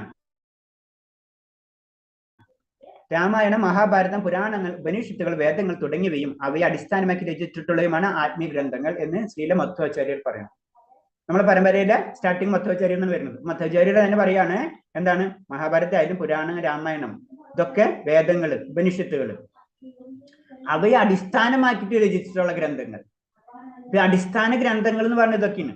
ഏതാണ്? നമ്മളെ വേദങ്ങളാണ് ബേസിക് ആയിട്ട് അടിസ്ഥാന ഗ്രന്ഥങ്ങൾ. പിന്നെ പുരാണങ്ങൾ, ഇതാണ് അടിസ്ഥാന. അപ്പൊ അതിന്റെ ബേസ് എടുത്തിട്ട് ഇപ്പൊ ഹരിഭക്ത വിലാസം പഠിച്ചു. അപ്പൊ അതെന്താണ്? അത് വന്നിട്ടുള്ളത് വേദത്തിന്റെ സാഹിത്യം. അങ്ങനെ ഇന്റർലിങ്ക് ആയിരിക്കും ഒക്കെ, അങ്ങനെ ആയിരിക്കണം. അപ്പൊ ഒക്കെ കണക്ട് ചെയ്തിട്ട് ഓരോ വ്യക്തികൾക്കും ഓരോ സമൂഹത്തിനും വേണ്ടി അത് രൂപപ്പെടുത്തിയെടുക്കണം. അങ്ങനത്തെ ഗ്രന്ഥങ്ങൾ നമ്മൾ വായിച്ചിരിക്കണം എന്നാ പറയുന്നത്. വൈഷ്ണവ സാഹിത്യം രചിക്കുകയും അമ്മാതിരിയുള്ള ഗ്രന്ഥങ്ങൾ സൂക്ഷിക്കുകയും ചെയ്യുന്നവരുടെ ഗൃഹത്തിൽ ഭഗവാൻ നാരായണന്റെ നിത്യ സാന്നിധ്യം ഉണ്ടാകുന്ന സ്കന്ദപുരാണം പറയുന്നു. അതാണ് നമ്മളെ വീട്ടില് ഒന്നും അറിയില്ലെങ്കിലും നമ്മൾ എന്താണ്, ഒരു രാമായണോ മഹാഭാരതോ അല്ലെങ്കിൽ ഇതൊക്കെ വാങ്ങിച്ചു വെക്കണതിന്റെ കാര്യം ഇപ്പൊ കാര്യം മനസ്സിലായില്ലേ? എല്ലാവരുടെ വീട്ടിലും ഈ പുരാണം ഇരിക്കണതിന്റെ കാര്യം ഒന്നിലെ ഭാഗവതം ഉണ്ടാവും, ഭാഗവതമൊക്കെ ഇരിക്കാൻ കാരണം ഈ ഒരു പോയിന്റ് ആണ്. സ്കന്ദപുരാണത്തിൽ ക്ലിയർ ആയിട്ട് എഴുതിയിട്ടുണ്ട്. അത് ഭഗവാൻ തന്നെയാണ്. അതാണ് അവിടെ അങ്ങനെയുള്ള ഗൃഹങ്ങളിൽ നാരായണന്റെ നിത്യ സാന്നിധ്യം ഉണ്ടാകും. അപ്പൊ അതുകൊണ്ട് വെക്കും. അപ്പൊ ഞാൻ സാന്നിധ്യമായില്ല, ഇനി പ്രശ്നമില്ല, അങ്ങനെ ചിന്തിക്കരുത്. അത് നമ്മള് ഉപയോഗിക്കാം. അടുത്തത് മധുരവാസം. ഇതൊക്കെ നമ്മൾ പറഞ്ഞ പോയിന്റ്സുകൾ തന്നെയാണ്, കുറച്ചും കൂടെ ഡീറ്റെയിൽ ആയിട്ട് പറഞ്ഞത്. ഇതൊക്കെ അതീന്ദ്ര തലത്തിലുള്ളതാണെന്ന് പറഞ്ഞു തരാണ്. ഇതാണ്. അപ്പൊ ഗ്രന്ഥപാരായണമാണെങ്കിലും മധുരവാസമാണെങ്കിലും പിന്നെ അതിന് തുളസി പൂജയാണെങ്കിലും ഇതൊക്കെ എന്താണ്, അതീന്ദ്ര അവസ്ഥയിലുള്ള കാര്യങ്ങളാണ്. അത് ചെയ്യുന്നതോടുകൂടി നമ്മൾ പതുക്കെ അതീന്ദ്ര അവസ്ഥയിലേക്ക് ഉയർത്തപ്പെടും. അതാണ് ഇതൊക്കെ നമ്മൾ ചെയ്യണം എന്ന് പറഞ്ഞ കാര്യം.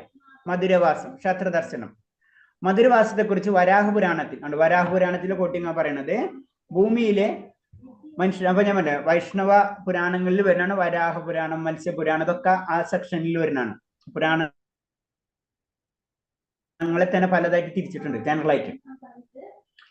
ഭൂമിയിലെ മനുഷ്യരോട് വരാഹമൂർത്തി പറയുന്നു, മധുര ഒഴുക്കിയുള്ള പ്രദേശങ്ങളിലൊക്കെ ആകൃഷ്ടരാക്കുന്നവർ മായയുടെ ശക്തിയിൽ ആകൃഷ്ടരാകുന്നു. അതായത് മധുര. ഇപ്പൊ മധുരയാണ് ഇതിൽ പറഞ്ഞിട്ടുള്ളത്. വരാഹപുരാണത്തിന് മധുരനും ഇമ്പോർട്ടൻസ് ആയിരുന്നു, മധുരയെ പറഞ്ഞു. അപ്പൊ സാധാരണ രീതിയിൽ ഭഗവാന്റെ ലീലകൾ നടന്ന സ്ഥലങ്ങളില് ഒഴികെ മറ്റുള്ളവരെ ആകർഷകരാവാം. മധുര ഒഴികെയുള്ള പ്രദേശങ്ങളിലോ കൃഷ്ണന്റെ ആകർഷണം മായയുടെ ആകർഷണത്തിലായിരിക്കും. അപ്പൊ നമ്മ ഭഗവാന്റെ സ്ഥലത്ത് ആകർഷണമായിരിക്കും എല്ലാവരും. അതല്ലാതെ വേദിക്കപ്പെട്ടു, മായയുടെ ലോകത്തായി മാറി നമ്മൾ. 3 ലോകങ്ങളിൽ തീർത്ഥാടനം നടത്തിയാൽ ലഭിക്കുന്ന പുണ്യം മധുര എന്ന പുണ്യഭൂമിയുടെ ദർശനം കൊണ്ട് ലഭിക്കും. മധുരയെ കുറിച്ചുള്ള ശ്രവണ, സ്മരണ, കീർത്തനം, ദർശനം, സ്മർശനം ഇവയിൽ ഏതെങ്കിലും ഒന്നുണ്ടായാൽ സർവ്വഭീഷ്ടങ്ങളും ലഭ്യമാക്കുന്ന ബ്രഹ്മാണ്ഡ പുരാണം പറയുന്നു.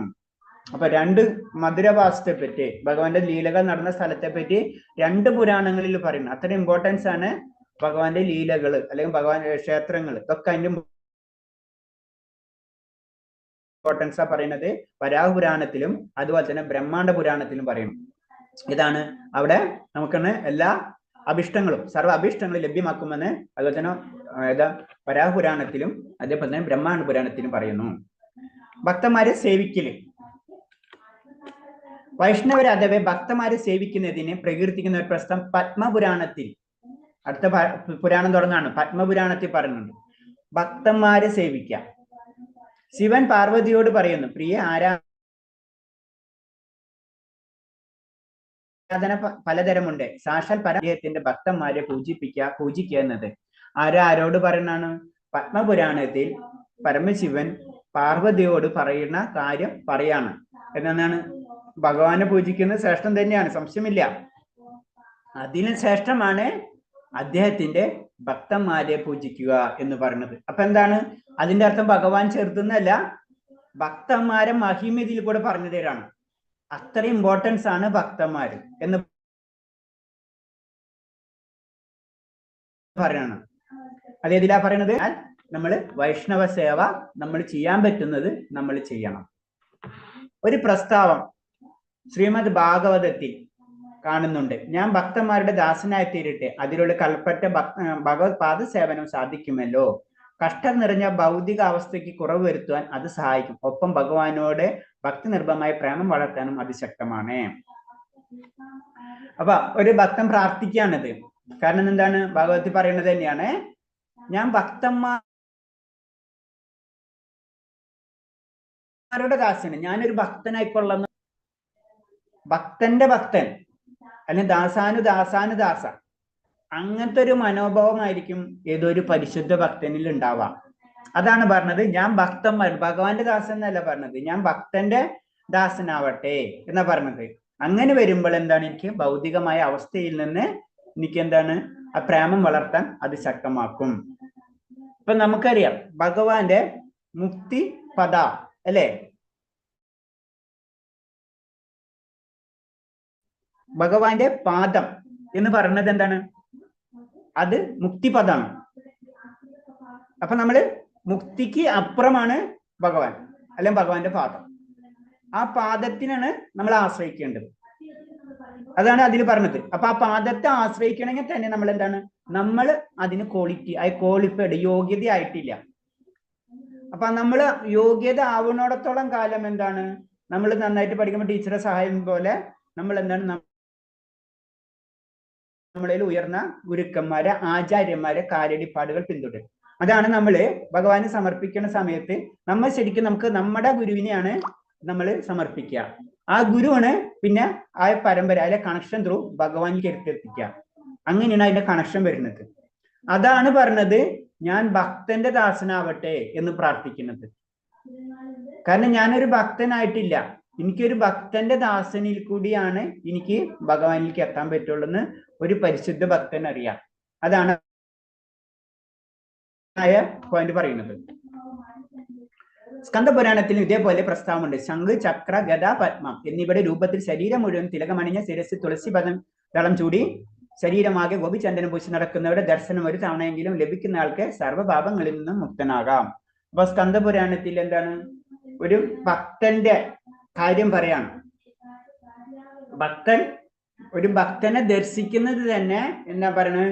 നമ്മുടെ പാപം മുക്തമാകും എന്നാ പറഞ്ഞു. അത്രയും ഇമ്പോർട്ടൻസ് ഒരു ഭക്തനുണ്ട്. അതാണ് ആചാര്യന്മാര് വരുമ്പോഴൊക്കെ നമ്മൾ പോയി കാണുന്നൊക്കെ പറഞ്ഞു. നമുക്ക് പല പാപങ്ങളിൽ നിന്ന് നമുക്ക് മുക്തമായി തീരുന്ന സ്കന്ദപുരാണത്തിൽ പറയുന്നു. അപ്പൊ ഇതാണ് ഇങ്ങനത്തെ പോയിന്റ്സുകൾ പറയുമ്പോൾ ഇതാണ് നമ്മുടെ ക്ലാസ്. എന്താണ്? നാമജപം 16 മാല എന്നൊക്കെ പറഞ്ഞ കാര്യം കേൾക്കണം. ഇത് സാധാരണ രീതിയിൽ പറയുമ്പോ നമുക്ക് അങ്ങോട്ട് ഉൾക്കൊള്ളൂല. നമ്മ ഭക്തി സ്ഥിരമായിട്ട് ചെയ്യുമ്പോഴോ ഇതൊക്കെ നമുക്കത്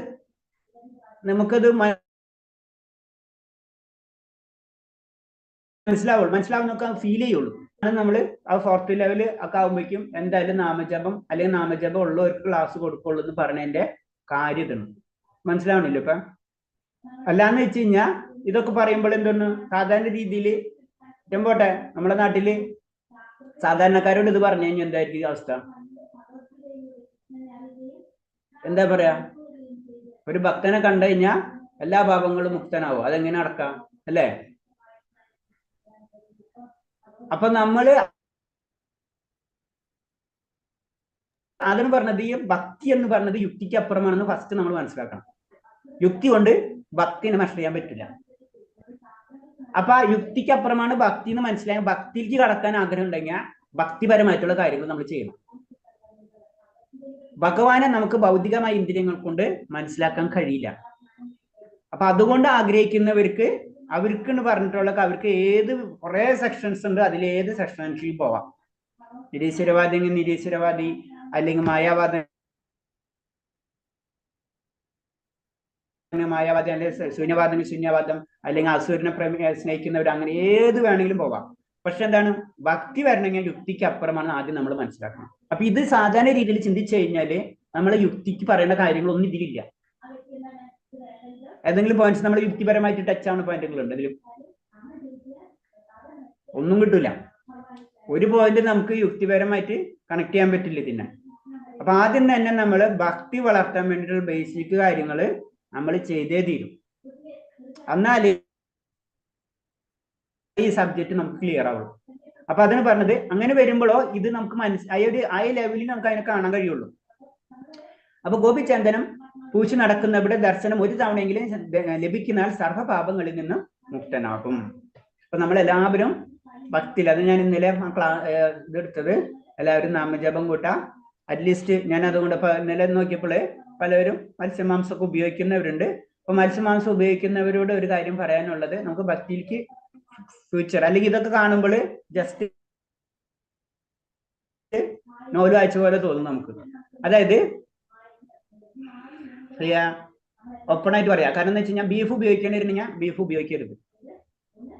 ബീഫ് ഉപയോഗിക്കാൻ ആഗ്രഹിക്കുന്നവരുണ്ടെങ്കിൽ പിന്നെ ക്ലാസ് കണ്ടിട്ട് അധികം നമുക്ക് ബെനിഫിറ്റ് ഉണ്ടാവില്ല. ഫസ്റ്റ്, അതായത് ഭഗവാൻ ഗോക്കളുടെയും ബ്രാഹ്മണരുടെയും അത്രയും വലിയ അർപ്പിതമാണ്, നമുക്കറിയാതെ. ഏറ്റവും കൂടുതൽ സ്നേഹിക്കുന്നത് ഗോക്കളെയും ബ്രാഹ്മണരെയാണ്. അപ്പൊ അത് തന്നെ തെറ്റിക്കണം നമ്മൾ. ഒന്ന്. രണ്ടാമത്, അപ്പൊ അത് നമ്മൾ സ്റ്റോപ്പ് ചെയ്തിരിക്കണം. സ്റ്റോപ്പ് ചെയ്താലേ നമുക്കിത് മനസ്സിലാവുള്ളൂ. ഈ ലൈൻസുകളൊക്കെ വായിക്കുമ്പോൾ ആ സെൻസിലേക്ക് നമുക്ക് എടുക്കണമെങ്കിൽ അറ്റ്ലീസ്റ്റ് നമ്മൾ ഇതെങ്കിലും സ്റ്റോപ്പ് ചെയ്യണം. അല്ലെങ്കിൽ പിന്നെ നമ്മൾ അതുകൊണ്ട് നമുക്ക് ബെനിഫിറ്റ് അല്ല, അത് വേറെ നെഗറ്റീവിലേക്ക് പോകും നമ്മളെ. അപ്പൊ അത് ശ്രദ്ധിക്കണം. അങ്ങനെ ചെയ്യുന്നവരുണ്ടെങ്കിൽ അത് അവോയ്ഡ് ചെയ്യണം. അപ്പൊ ഇന്നലെ ഞാൻ ക്ലാസ്സിൽ അത് ഞാൻ ചോദിച്ചത് വെജിറ്റേറിയൻ ആണോ വെജിറ്റേറിയൻ ആണെന്ന് വെച്ചാൽ, അപ്പൊ അത് സ്റ്റോപ്പ് ചെയ്യണവര് അത് സ്റ്റോപ്പ് ചെയ്യാം. അത് കഴിഞ്ഞിട്ട് അടുത്ത സെക്ഷൻ ചിക്കൻ, അങ്ങനത്തെ കാര്യങ്ങൾ നമ്മുടെ നാട്ടിൽ ഇപ്പൊ ഏറ്റവും കൂടുതലുള്ള സബ്ജക്ട്, അത് ഉപയോഗിക്കുന്നവരുണ്ട്. അതിന്റെ ശരിക്കും ഞാൻ പറഞ്ഞിട്ടുണ്ട്, അതിന്റെ പാപവും അതേപോലെ തന്നെയാണ്. ഏറ്റവും കൂടുതൽ പാപം ചിന്തിക്കുന്നത് നമ്മുടെ വിശ്വാസം അനുസരിച്ചായിട്ട് നമുക്ക് ബന്ധമൊന്നുമില്ല. അനുസരിച്ച് ഗോക്കളെ സേവിക്കുക എന്നുള്ളത് നമ്മളെ ഡ്യൂട്ടിയാണ്. അപ്പൊ ഗോവധം പാടില്ല. അപ്പൊ അത് നമ്മൾ ചെയ്യുന്നവന് മാത്രമല്ല, കഴിക്കുന്നതിന് എല്ലാവർക്കും ഫലം കിട്ടും. അല്ലാണ്ട് അവൻ വെട്ടിയാൽ അവനല്ല കൊന്നത്, അപ്പൊ എനിക്ക് പ്രശ്നമില്ലല്ലോ, അങ്ങനെയല്ല. എല്ലാത്തിനും അത് പാകം ചെയ്ത് കൊടുക്കുന്നവനും കിട്ടും. എല്ലാത്തിനും കണക്ഷൻ ഉണ്ട്. അപ്പൊ അത് സ്റ്റോപ്പ് ചെയ്യാം. രണ്ടാമത്തത്, ചിക്കനാണ് ഉപയോഗിക്കുന്നത് വെച്ച് കഴിഞ്ഞാല് നിങ്ങളിപ്പോ സ്ഥിരമായിട്ട് ഉപയോഗിക്കുന്നതിന് പകരം മാസത്തിൽ ഒരു പ്രാവശ്യമോ അല്ലെങ്കിൽ ആഴ്ചയിൽ ഒരു പ്രാവശ്യം ഉപയോഗിക്കാം. അത് മത്സ്യമാണെങ്കിലും അങ്ങനെ ചെയ്യാം, മുട്ടയാണെങ്കിലും അങ്ങനെ ചെയ്യാം. അങ്ങനെ അതിന്റെ ഡ്യൂറേഷൻ കൂട്ടിക്കൊണ്ടിരിക്കുക. അങ്ങനെ പതുക്കെ ഒറ്റയ്ക്ക് സ്റ്റോപ്പ് ചെയ്യാൻ പറ്റില്ല എന്ന് വരും. പതുക്കെ സ്റ്റോപ്പ് ചെയ്യാം. പക്ഷെ എന്താണ് ഈ ഒരു സാധനം, ഏത് നമ്മളെ നാട്ടില് ഗോമാംസം, അത് ഉപയോഗിക്കരുത്. അത് ഉപയോഗിച്ചിട്ട് നമ്മൾ ഈ ക്ലാസ്സുകൾ അറ്റൻഡ് ചെയ്യുമ്പോൾ അത് നമുക്ക് ഒട്ടും ഡൈജസ്റ്റ് ആവില്ല. അപ്പൊ അത് ഉപയോഗിക്കുന്നവരുണ്ടെങ്കിൽ അത് സ്റ്റോപ്പ് ചെയ്തിരിക്കണം. അത് വളരെ സ്ട്രിക്റ്റ് ആയിട്ട് പറയാണ്. കാരണം അത് ഉപയോഗിച്ചിട്ട് നമ്മൾ ഇത് 4ാമത്തെ സെക്ഷനാണ്, ഭഗവത്ഗീതയും കൂടെ അല്ല. ഇത് പരിപൂർണമായിട്ട് പരിശുദ്ധ ഭക്തിയുടെ കാര്യങ്ങളാണ് നമ്മൾ സംസാരിക്കുന്നത്. അപ്പൊ അത് ശ്രദ്ധിക്കും. ഞാനത് പറഞ്ഞപ്പോൾ ഓപ്പൺ ആയിട്ട് ഒരു കാര്യം പറയാം. ഒരു ക്ലാസ്സിൽ ഒരു ഡിവോട്ടി നമ്മൾ ക്ലാസ് ഇങ്ങനെ അവർ കേട്ടുകൊണ്ടിരിക്കുകയായിരുന്നു. അപ്പൊ പിന്നെ അവർ ക്ലാസ് സ്റ്റോപ്പ് ചെയ്തു. അപ്പൊ നമ്മൾ വിളിച്ചു ചോദിച്ചു, എന്താ ക്ലാസ് സ്റ്റോപ്പ് ചെയ്തു? അപ്പൊ സാധാരണ 8:30 ക്ലാസ്സാണ്. അപ്പൊ അവർ ഓപ്പൺ ആയിട്ട് പറഞ്ഞു, കാരണം ആ സമയത്ത് ഞങ്ങൾ ഡിന്നർ കഴിക്കുന്ന സമയമായിരിക്കും. അപ്പൊ ഇത് ഓൺ ചെയ്തിട്ട് കഴിക്കുന്ന സാധനം മുഴുവൻ ഇതാണ്. അപ്പോ അതാണ് പറഞ്ഞത്. അത് അങ്ങനെയാണ് ആ ലെവലിൽ. നമുക്ക് ആദ്യമേ തന്നെ പറഞ്ഞിട്ടുണ്ട്, നമ്മള് ഫസ്റ്റ് സ്റ്റാൻസ് ആണെങ്കിൽ നമ്മൾ അതിൽ നിന്ന് പതുക്കെ ഇമ്പ്രൂവ് ചെയ്യാൻ അറ്റ്ലീസ്റ്റ് നാമജപം അതെല്ലാവരും ശ്രദ്ധിക്കണം. അപ്പൊ അറ്റ്ലീസ്റ്റ് ഇതെങ്കിലും നിർത്താം. അല്ലെങ്കിൽ നമ്മൾ ഇതൊക്കെ കേൾക്കുമ്പോ നമുക്ക് ഒരു എഫക്റ്റും തോന്നില്ല. ഭഗവത് ഭക്തനെ ദർശിക്കുകയും അദ്ദേഹത്തിന്റെ സ്പർശിക്കുകയും അദ്ദേഹത്തിന്റെ ഒരു ഇരിപ്പിടം കൊടുക്കുകയും ചെയ്താൽ സർവ്വപാപങ്ങളിൽ നിന്ന് മുക്തനാകും. അപ്പൊ ഒരു ഭക്തനെ കാണുമ്പോഴുള്ള പ്രത്യേകതയാണ് പറഞ്ഞത്. അദ്ദേഹത്തിന് ഇരിപ്പിടം കൊടുക്കുക, അപ്പോഴെന്താണ് അദ്ദേഹത്തെ പാദം സ്പർശിക്കുക. ഇതൊക്കെ ചെയ്യുമ്പോൾ എന്താണ് നമ്മൾ എല്ലാ പാപങ്ങളിൽ നിന്ന് നമ്മൾ വിമുക്തനായി മാറും. കുടുംബ സംഹിതമാണ്, അല്ലാണ്ട് ഒരു വ്യക്തിയല്ല. ആ കുടുംബം ഒരു പറയുന്നത് ഒരു പരിശുദ്ധ ഭക്തനാണെങ്കിൽ 3 ജനറേഷൻ താഴത്തേക്കും മുകളിലേക്കും സുഹൃതി അവര് മുക്തി ലഭിക്കുന്ന പറയുന്നത്. അത്രയും ഇമ്പോർട്ടൻസ് ഒരു ഭക്തൻ ഉണ്ടെന്ന്. ഒരു കുടുംബത്തിൽ നിന്ന് ഒരു ഭക്തൻ വന്നു കഴിഞ്ഞാല് അപ്പോൾ പിന്നെ ഭക്തന് നൽകുന്ന നേരിട്ടുള്ള പരിചരണം നൽകുന്ന ഫലം എന്തായിരിക്കുമെന്ന് പറയണം എന്ന് ശ്രീമദ് ഭാഗവതം പറയുന്നു. അപ്പൊ അത്രയും ഇമ്പോർട്ടൻസ് ഒരു ഭക്തനുണ്ട്. നമ്മള് ഭക്തന്മാരെ വില കുറച്ച് കാണരുത്. പ്രത്യേകിച്ച് ആചാര്യന്മാരെ നമ്മള് 99% നമ്മൾ ഗൃഹസ്ഥരാണ് അല്ലെ. അവര് മുഴുവനും അവരുടെ ജീവിതം ഒരു കാവി വസ്ത്രത്തുമ്മലാണ് അവരുടെ ജീവിതം. ആരെങ്കിലും എന്തെങ്കിലും കഴിക്കാൻ കൊടുത്തത് മാത്രമേ ഉള്ളൂ. ബാക്കിയൊക്കെ നമ്മളെ ലെവലിൽ വെച്ച് നോക്കുമ്പോ അതാണ് ശരിക്കും അവരേക്കെന്നൊരു പാദസ്പർശം അത് കിട്ടിക്കഴിഞ്ഞാൽ അവരെ പാദത്തെ സ്പർശിക്കാന്ന് തന്നെ പാദത്തിനെ സ്പർശിക്കാൻ തന്നെ സമ്മതിക്കില്ലായിരുന്നു. അത് ചെയ്യരുത് കേട്ടാ. അത് ഞാൻ പറഞ്ഞോളൂ. പാദത്തെ എന്ന് ചെന്ന് ആചാര്യന്മാരെ പാദത്തെ സ്പർശിക്കാനും പാടില്ല. അപ്പൊ പറയുന്ന അത്രയും ഇമ്പോർട്ടൻസ് ഉണ്ട് ആചാര്യന്മാരെന്ന് പറഞ്ഞു തരാണ് നമ്മള്. ആദ്യ പുരാണത്തിൽ ഭഗവാൻ കൃഷ്ണന്റെ അർജുനനോട് പറയുന്നു, പാർത്ഥ എന്റെ ഭക്തനാണെന്ന് അവകാശപ്പെടുന്നവർ ഭക്തനല്ല. ഭഗവാൻ പറഞ്ഞു കൊടുക്കണം, ഞാൻ ഭഗവാന്റെ ഭക്തനാണെന്ന് പറയുന്നവൻ എന്റെ ഭക്തനല്ല. എന്റെ ഭക്തന്റെ ഭക്തനാണെന്ന് അവകാശപ്പെടുന്നവനാണ് എന്റെ യഥാർത്ഥ ഭക്തൻ. അപ്പൊ ഭഗവാനും അതിന് അത്രയും വിനയമായിട്ടുള്ള വ്യക്തിയെ മാത്രമേ ഭഗവാന്റെ സംരക്ഷകൻ എടുക്കുള്ളൂ. ഭഗവാന് ആരോടും ഒരു വിഷമമില്ല. പക്ഷെ എല്ലാവരോടും ഒരുപോലെയാണ്. പക്ഷെ ഭഗവാന്റെ സേവനത്തിന് എടുക്കുമ്പോ ഭഗവാൻ അങ്ങനത്തെ വ്യക്തികളെ മാത്രം തിരഞ്ഞെടുക്കുള്ളൂ എന്ന് മാത്രം. അതാണ് നമ്മുടെ ദേവന്മാരും പലതരം ശക്തികളാണ്. ഇപ്പൊ പരമശിവനുള്ള ശക്തിയല്ല അഗ്നിദേവനുള്ളത് അല്ലെ. അപ്പൊ ഓരോ ദേവതകൾക്കും അതിൻ്റെതായ പവർ ഉണ്ട്. സത്യത്തിൽ എല്ലാവരും ജീവാത്മാക്കളാണ്. പക്ഷെ എല്ലാവരും തുല്യരാണോ? ഇപ്പൊ നമ്മളെ രീതി പറഞ്ഞു കഴിഞ്ഞാൽ അല്ലെ, രണ്ടുപേരും മനുഷ്യന്മാരാണ്, മനുഷ്യവർഗത്തിലുള്ളതാണ്. പ്രധാനമന്ത്രി അവിടെ കിടക്കണം, ഞാൻ അവിടെ കിടക്കണം. അതേപോലെ തന്നെയാണ് ദേവന്മാരുടെ അവസ്ഥ. അപ്പൊ ദേവന്മാര് എല്ലാവരും ജീവസത്യാണ്. നമുക്കറിയാം എല്ലാതും ഭഗവാന്റെ അംശമാണ്. അപ്പൊ ഞാനും ദേവൻ ഒന്ന് തന്നെയല്ലേ, ഞാനും ശിവൻ ഒന്ന് തന്നെയല്ലേ? അല്ല, അതിന് പറഞ്ഞത് മനുഷ്യന്മാരെ പോലെ തന്നെ പ്രധാനമന്ത്രിയുടെ അവസ്ഥ. അപ്പൊ അവർക്ക് ഓരോരുത്തരും ആ പവർ, അവരെ പരിശുദ്ധി അല്ലെങ്കിൽ ഭഗവാനോടുള്ള ഇത് അതിനനുസരിച്ച് ഭഗവാൻ ഓരോരുത്തർക്കും ഓരോ പവർ കൊടുത്തിട്ടുണ്ട്. ഇപ്പൊ പരമശിവനുള്ള പവറല്ല ഈ ദേവനുള്ളത്. ഒന്നും ചിന്തിക്കാനും പറ്റില്ല, അത്ര ഡിഫറൻസ് ഉണ്ട്. അവരൊക്കെ ദേവലോകത്തുള്ളതാണ്. ഗാന്ധർവന്മാര് ഇതൊക്കെ അതിന് താഴെ നിന്ന് വരുന്ന വ്യക്തികളാണ്. അതാണ് പറഞ്ഞത്, നമുക്ക് നല്ല സൗന്ദര്യം വേണമെന്ന് വെച്ച് കഴിഞ്ഞാല് ഭഗവതി പറഞ്ഞിട്ടുണ്ട്, ഗന്ധർവനെ പൂജിച്ചാൽ മതി. ചിലർക്ക് വേറെ ഒന്നും ആഗ്രഹം ഉണ്ടാവില്ല, ഭയങ്കര സുന്ദരനാണെന്ന് കല സുന്ദരിയാണെന്ന് ചിന്തിച്ചു കഴിഞ്ഞാൽ വേറെ ആരെ ആരാധിക്കണ്ട. എന്താ പറയുന്നത്, ഗന്ധർവന്മാരെ അല്ലെങ്കിൽ പിന്നെ അവിടുത്തെ അപ്സരസിനൊക്കെ പൂജിച്ചാൽ മതി. അതിൽ ഉർവശിയുടെ പേരടക്കം എഴുതിയിട്ടുണ്ടായിരുന്നു. മനസ്സിലായി? അപ്പൊ നമ്മൾ ആഗ്രഹങ്ങൾക്കനുസരിച്ച് ദേവതകളുണ്ട്. അല്ല, അത് ആദ്യത്തൊക്കെ നമ്മൾ മനസ്സിലാക്കണം. നമ്മൾ അത്രയും താഴ്ന്ന ലെവലിൽ കാരണം കൊണ്ടാണ് നമ്മൾ ഈ ജന്മം നമുക്ക് കിട്ടിയത്. നമുക്ക് ഉയരാനുള്ള സാധ്യതയുണ്ട്, അത്രേ ഉള്ളൂ. അപ്പൊ ഭക്തന്റെ പേര് പറയുമ്പോ തന്നെ പറയാണ്, പാർത്ഥ എന്റെ ഭക്തനാണെന്ന് അവകാശപ്പെടുന്നവൻ ഭക്തനല്ല. എന്റെ ഭക്തന്റെ ഭക്തനാണെന്ന് അവകാശപ്പെടുന്നവനാണ് എന്റെ യഥാർത്ഥ ഭക്തൻ. പരമാത്മാവിനെ ആർക്കും നേരിട്ട് സമീപിക്കാനാവില്ല. അദ്ദേഹത്തിന് സമീപിക്കേണ്ട അദ്ദേഹത്തിന്റെ ഭക്തന്മാരിലൂടെയാണ്. അതിനാൽ വൈഷ്ണവ സമ്പ്രദായത്തിൽ ആക്കിയതാണ്. അത് പറയണെന്ന് വെച്ച് കഴിഞ്ഞാൽ എന്താണ്, നമുക്ക് നേരിട്ട് ഭഗവാനെ കണക്ട് ചെയ്യാൻ പറ്റില്ല. വളരെ സിമ്പിൾ ആയിട്ട് പ്രധാനമന്ത്രിനെ കാണുക നമുക്ക് നടക്കില്ല. നമ്മൾ ആരൊക്കെ ത്രൂ പോയിട്ട് വേണം നമുക്ക് ഒരു പ്രൈം മിനിസ്റ്റർ ഒരു മീറ്റ്. പ്രൈം മിനിസ്റ്റർ പോട്ടെ, നമ്മുടെ പഞ്ചായത്ത് പ്രസിഡന്റ് തന്നെ കിട്ടൂല, പിന്നെ അല്ലേ പ്രൈം മിനിസ്റ്റർ അല്ലേ? അപ്പൊ ആ കാര്യമാണ് പറഞ്ഞത്. അപ്പൊ എന്താണ്, നമുക്ക് അങ്ങനെ പെട്ടെന്ന് കിട്ടില്ല. നമ്മൾ എങ്ങനെ കണക്ട് ചെയ്യേണ്ടതെന്ന് പറയുന്നത് ഒരു ആത്മീയ ആചാര്യന്റെ കൂടെ, അതായത് ആത്മീയാചാര്യന്റെ പ്രത്യേകത എന്താണ്, ഭഗവാൻ ആത്മീയാചാര്യനും കണക്റ്റഡ് ഉണ്ട്. പഞ്ചായത്ത് പ്രസിഡന്റ് ഉണ്ടെങ്കിൽ ആളെ കണക്ഷൻ ഒരാളോട് പറഞ്ഞിട്ട് നമ്മൾ കണക്ട് ചെയ്യാം എന്നത് പറഞ്ഞ പോലെ തന്നെ ഇതേപോലെ തന്നെ ആത്മീയാചാര്യനെ കണക്ട് ചെയ്യാതെ നമുക്ക് ഡയറക്റ്റ് ഭഗവാനായിട്ട് കണക്ഷൻ കിട്ടില്ല. അതായത് നമുക്കറിയാം, ഭഗവാൻ എന്ന് പറഞ്ഞാൽ എല്ലാവരും കൺട്രോൾ ചെയ്യുന്ന വ്യക്തിയാണ്, എല്ലാവർക്കും വേണ്ട വ്യക്തിയാണ്, പ്രൈം മിനിസ്റ്റർ പോലെ തന്നെ.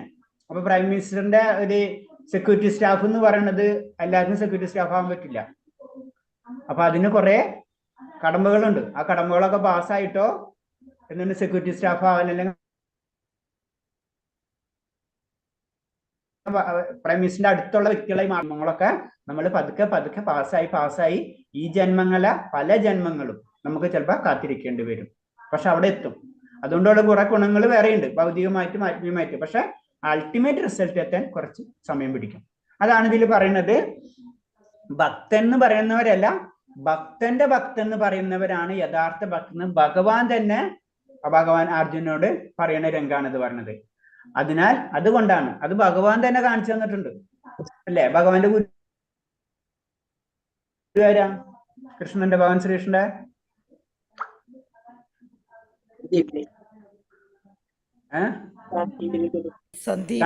അല്ലേ, സന്ദീപനി മുനി അല്ലെ. ഭഗവാൻ അല്ലാതെ ഉണ്ട്, എന്നിട്ടും ഭഗവാൻ നമുക്ക് വേണ്ടി കാണിച്ചു തന്നെ. ഭഗവതിയിലെ ഒരു ശ്ലോകം തന്നെ അതുണ്ട്, ഒരു തത്വതി പ്രണിപാതന പരിപ്രശ്നയ സേവയ ഉപദേശാന്തി ജ്ഞാനം ജ്ഞാനിനാശ്വാസ ദർശനം എന്ന് പറഞ്ഞ എന്താണ് ഇത് തന്നെ. ഗുരുവില്ലാതെ, ഒരു ഗുരുവിനെ സേവിക്കാതെ നമുക്ക് മുന്നിലേക്ക് കടക്കാൻ കഴിയില്ല. ഭഗവാൻ തന്നെ അത് നമുക്ക് കാണിച്ചു തന്നിട്ടുണ്ട്. അതാണ് ഗുരുവിന്റെ ഇമ്പോർട്ടൻസ്, ഒരു ആചാര്യന്റെ ഇമ്പോർട്ടൻസ് ആവില്ല, ജനറൽ ആയിട്ട് പറഞ്ഞാൽ തന്നെ. ഓക്കെ, ഹരേ കൃഷ്ണ. നമുക്ക് എത്താം. വേറെ എന്തെങ്കിലും എത്രയായി? എട്ടാമത്തെ സ്ലൈഡ് തൊട്ട് എടുക്കാം. അപ്പൊ നാളെ നമുക്ക് ഡിസ്കഷൻ ചെയ്യാം, ക്വസ്റ്റ്യൻ ആൻസർ ഡിസ്കഷൻ നാളെ. അത് കഴിഞ്ഞിട്ട് പിറ്റേ ദിവസം എടുക്കാം. നമുക്ക് ഇപ്പൊ 7ാമത്തെ സ്ലൈഡ് വരെ ഒന്ന് ഓർമ്മ വെക്കണം കേട്ടോ. ഹരേ കൃഷ്ണ. ഹരേ കൃഷ്ണ.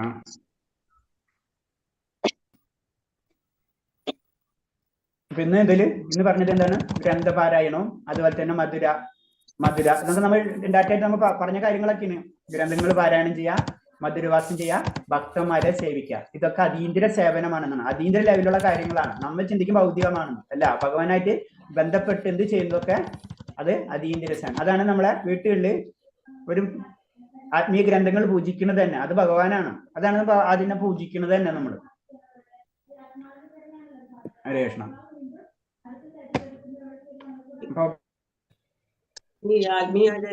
പല പുരാണങ്ങളെ കോട്ട് ചെയ്തിട്ട് പറഞ്ഞിരിക്കുകയാണ്, പല അതിന്റെ ഗുണങ്ങൾ, മധുരവാസത്തിന്റെ ഗുണങ്ങൾ, അങ്ങനത്തെ പല കാര്യങ്ങളും നമ്മളോട് പറഞ്ഞിരിക്കുന്നു മാത്രമേ ഉള്ളൂ. ഹരേ കൃഷ്ണ. വേറെ എന്തെങ്കിലും സംശയം ഉണ്ടോ? ഹരേ കൃഷ്ണ. ആചാര്യമാരെ പാദ നമസ്കാരം അനുവദിക്കില്ല എന്ന് എന്തുകൊണ്ടാ? അതെ, അതിനിപ്പോ ഒരു കാര്യമില്ല, പല കാര്യങ്ങളുണ്ട്.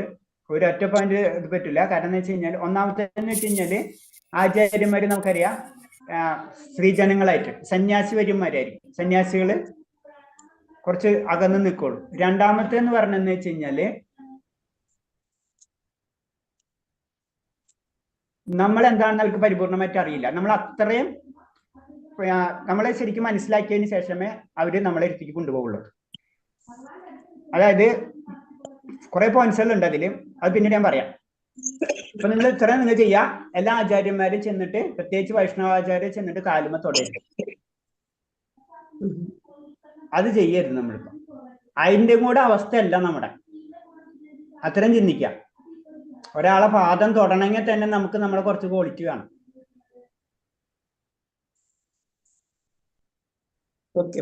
ആ ക്വാളിറ്റി നമ്മൾ എത്തണം. ഇപ്പൊ തന്നെ പറഞ്ഞില്ലേ, ഭഗവത് സേവനം ചെയ്യാനുള്ള ക്വാളിറ്റി കൂടെ എത്തിയിട്ടില്ല. നമ്മൾ എന്താണ്, ഭക്തന്മാരെ കൂടിയായി നമ്മൾ ചെയ്യാൻ പാടുള്ളൂ എന്ന് പറഞ്ഞു. നമുക്ക് നേരിട്ട് ഭഗവാന് കൊടുക്കാനുള്ള പവർ ഇല്ല. അതേപോലെ തന്നെയാണ് ആചാര്യന്മാരെ കാല് പിടിക്കാൻ. ഇതേപോലെ പറയില്ല, ചില നമ്മൾ സാധാരണ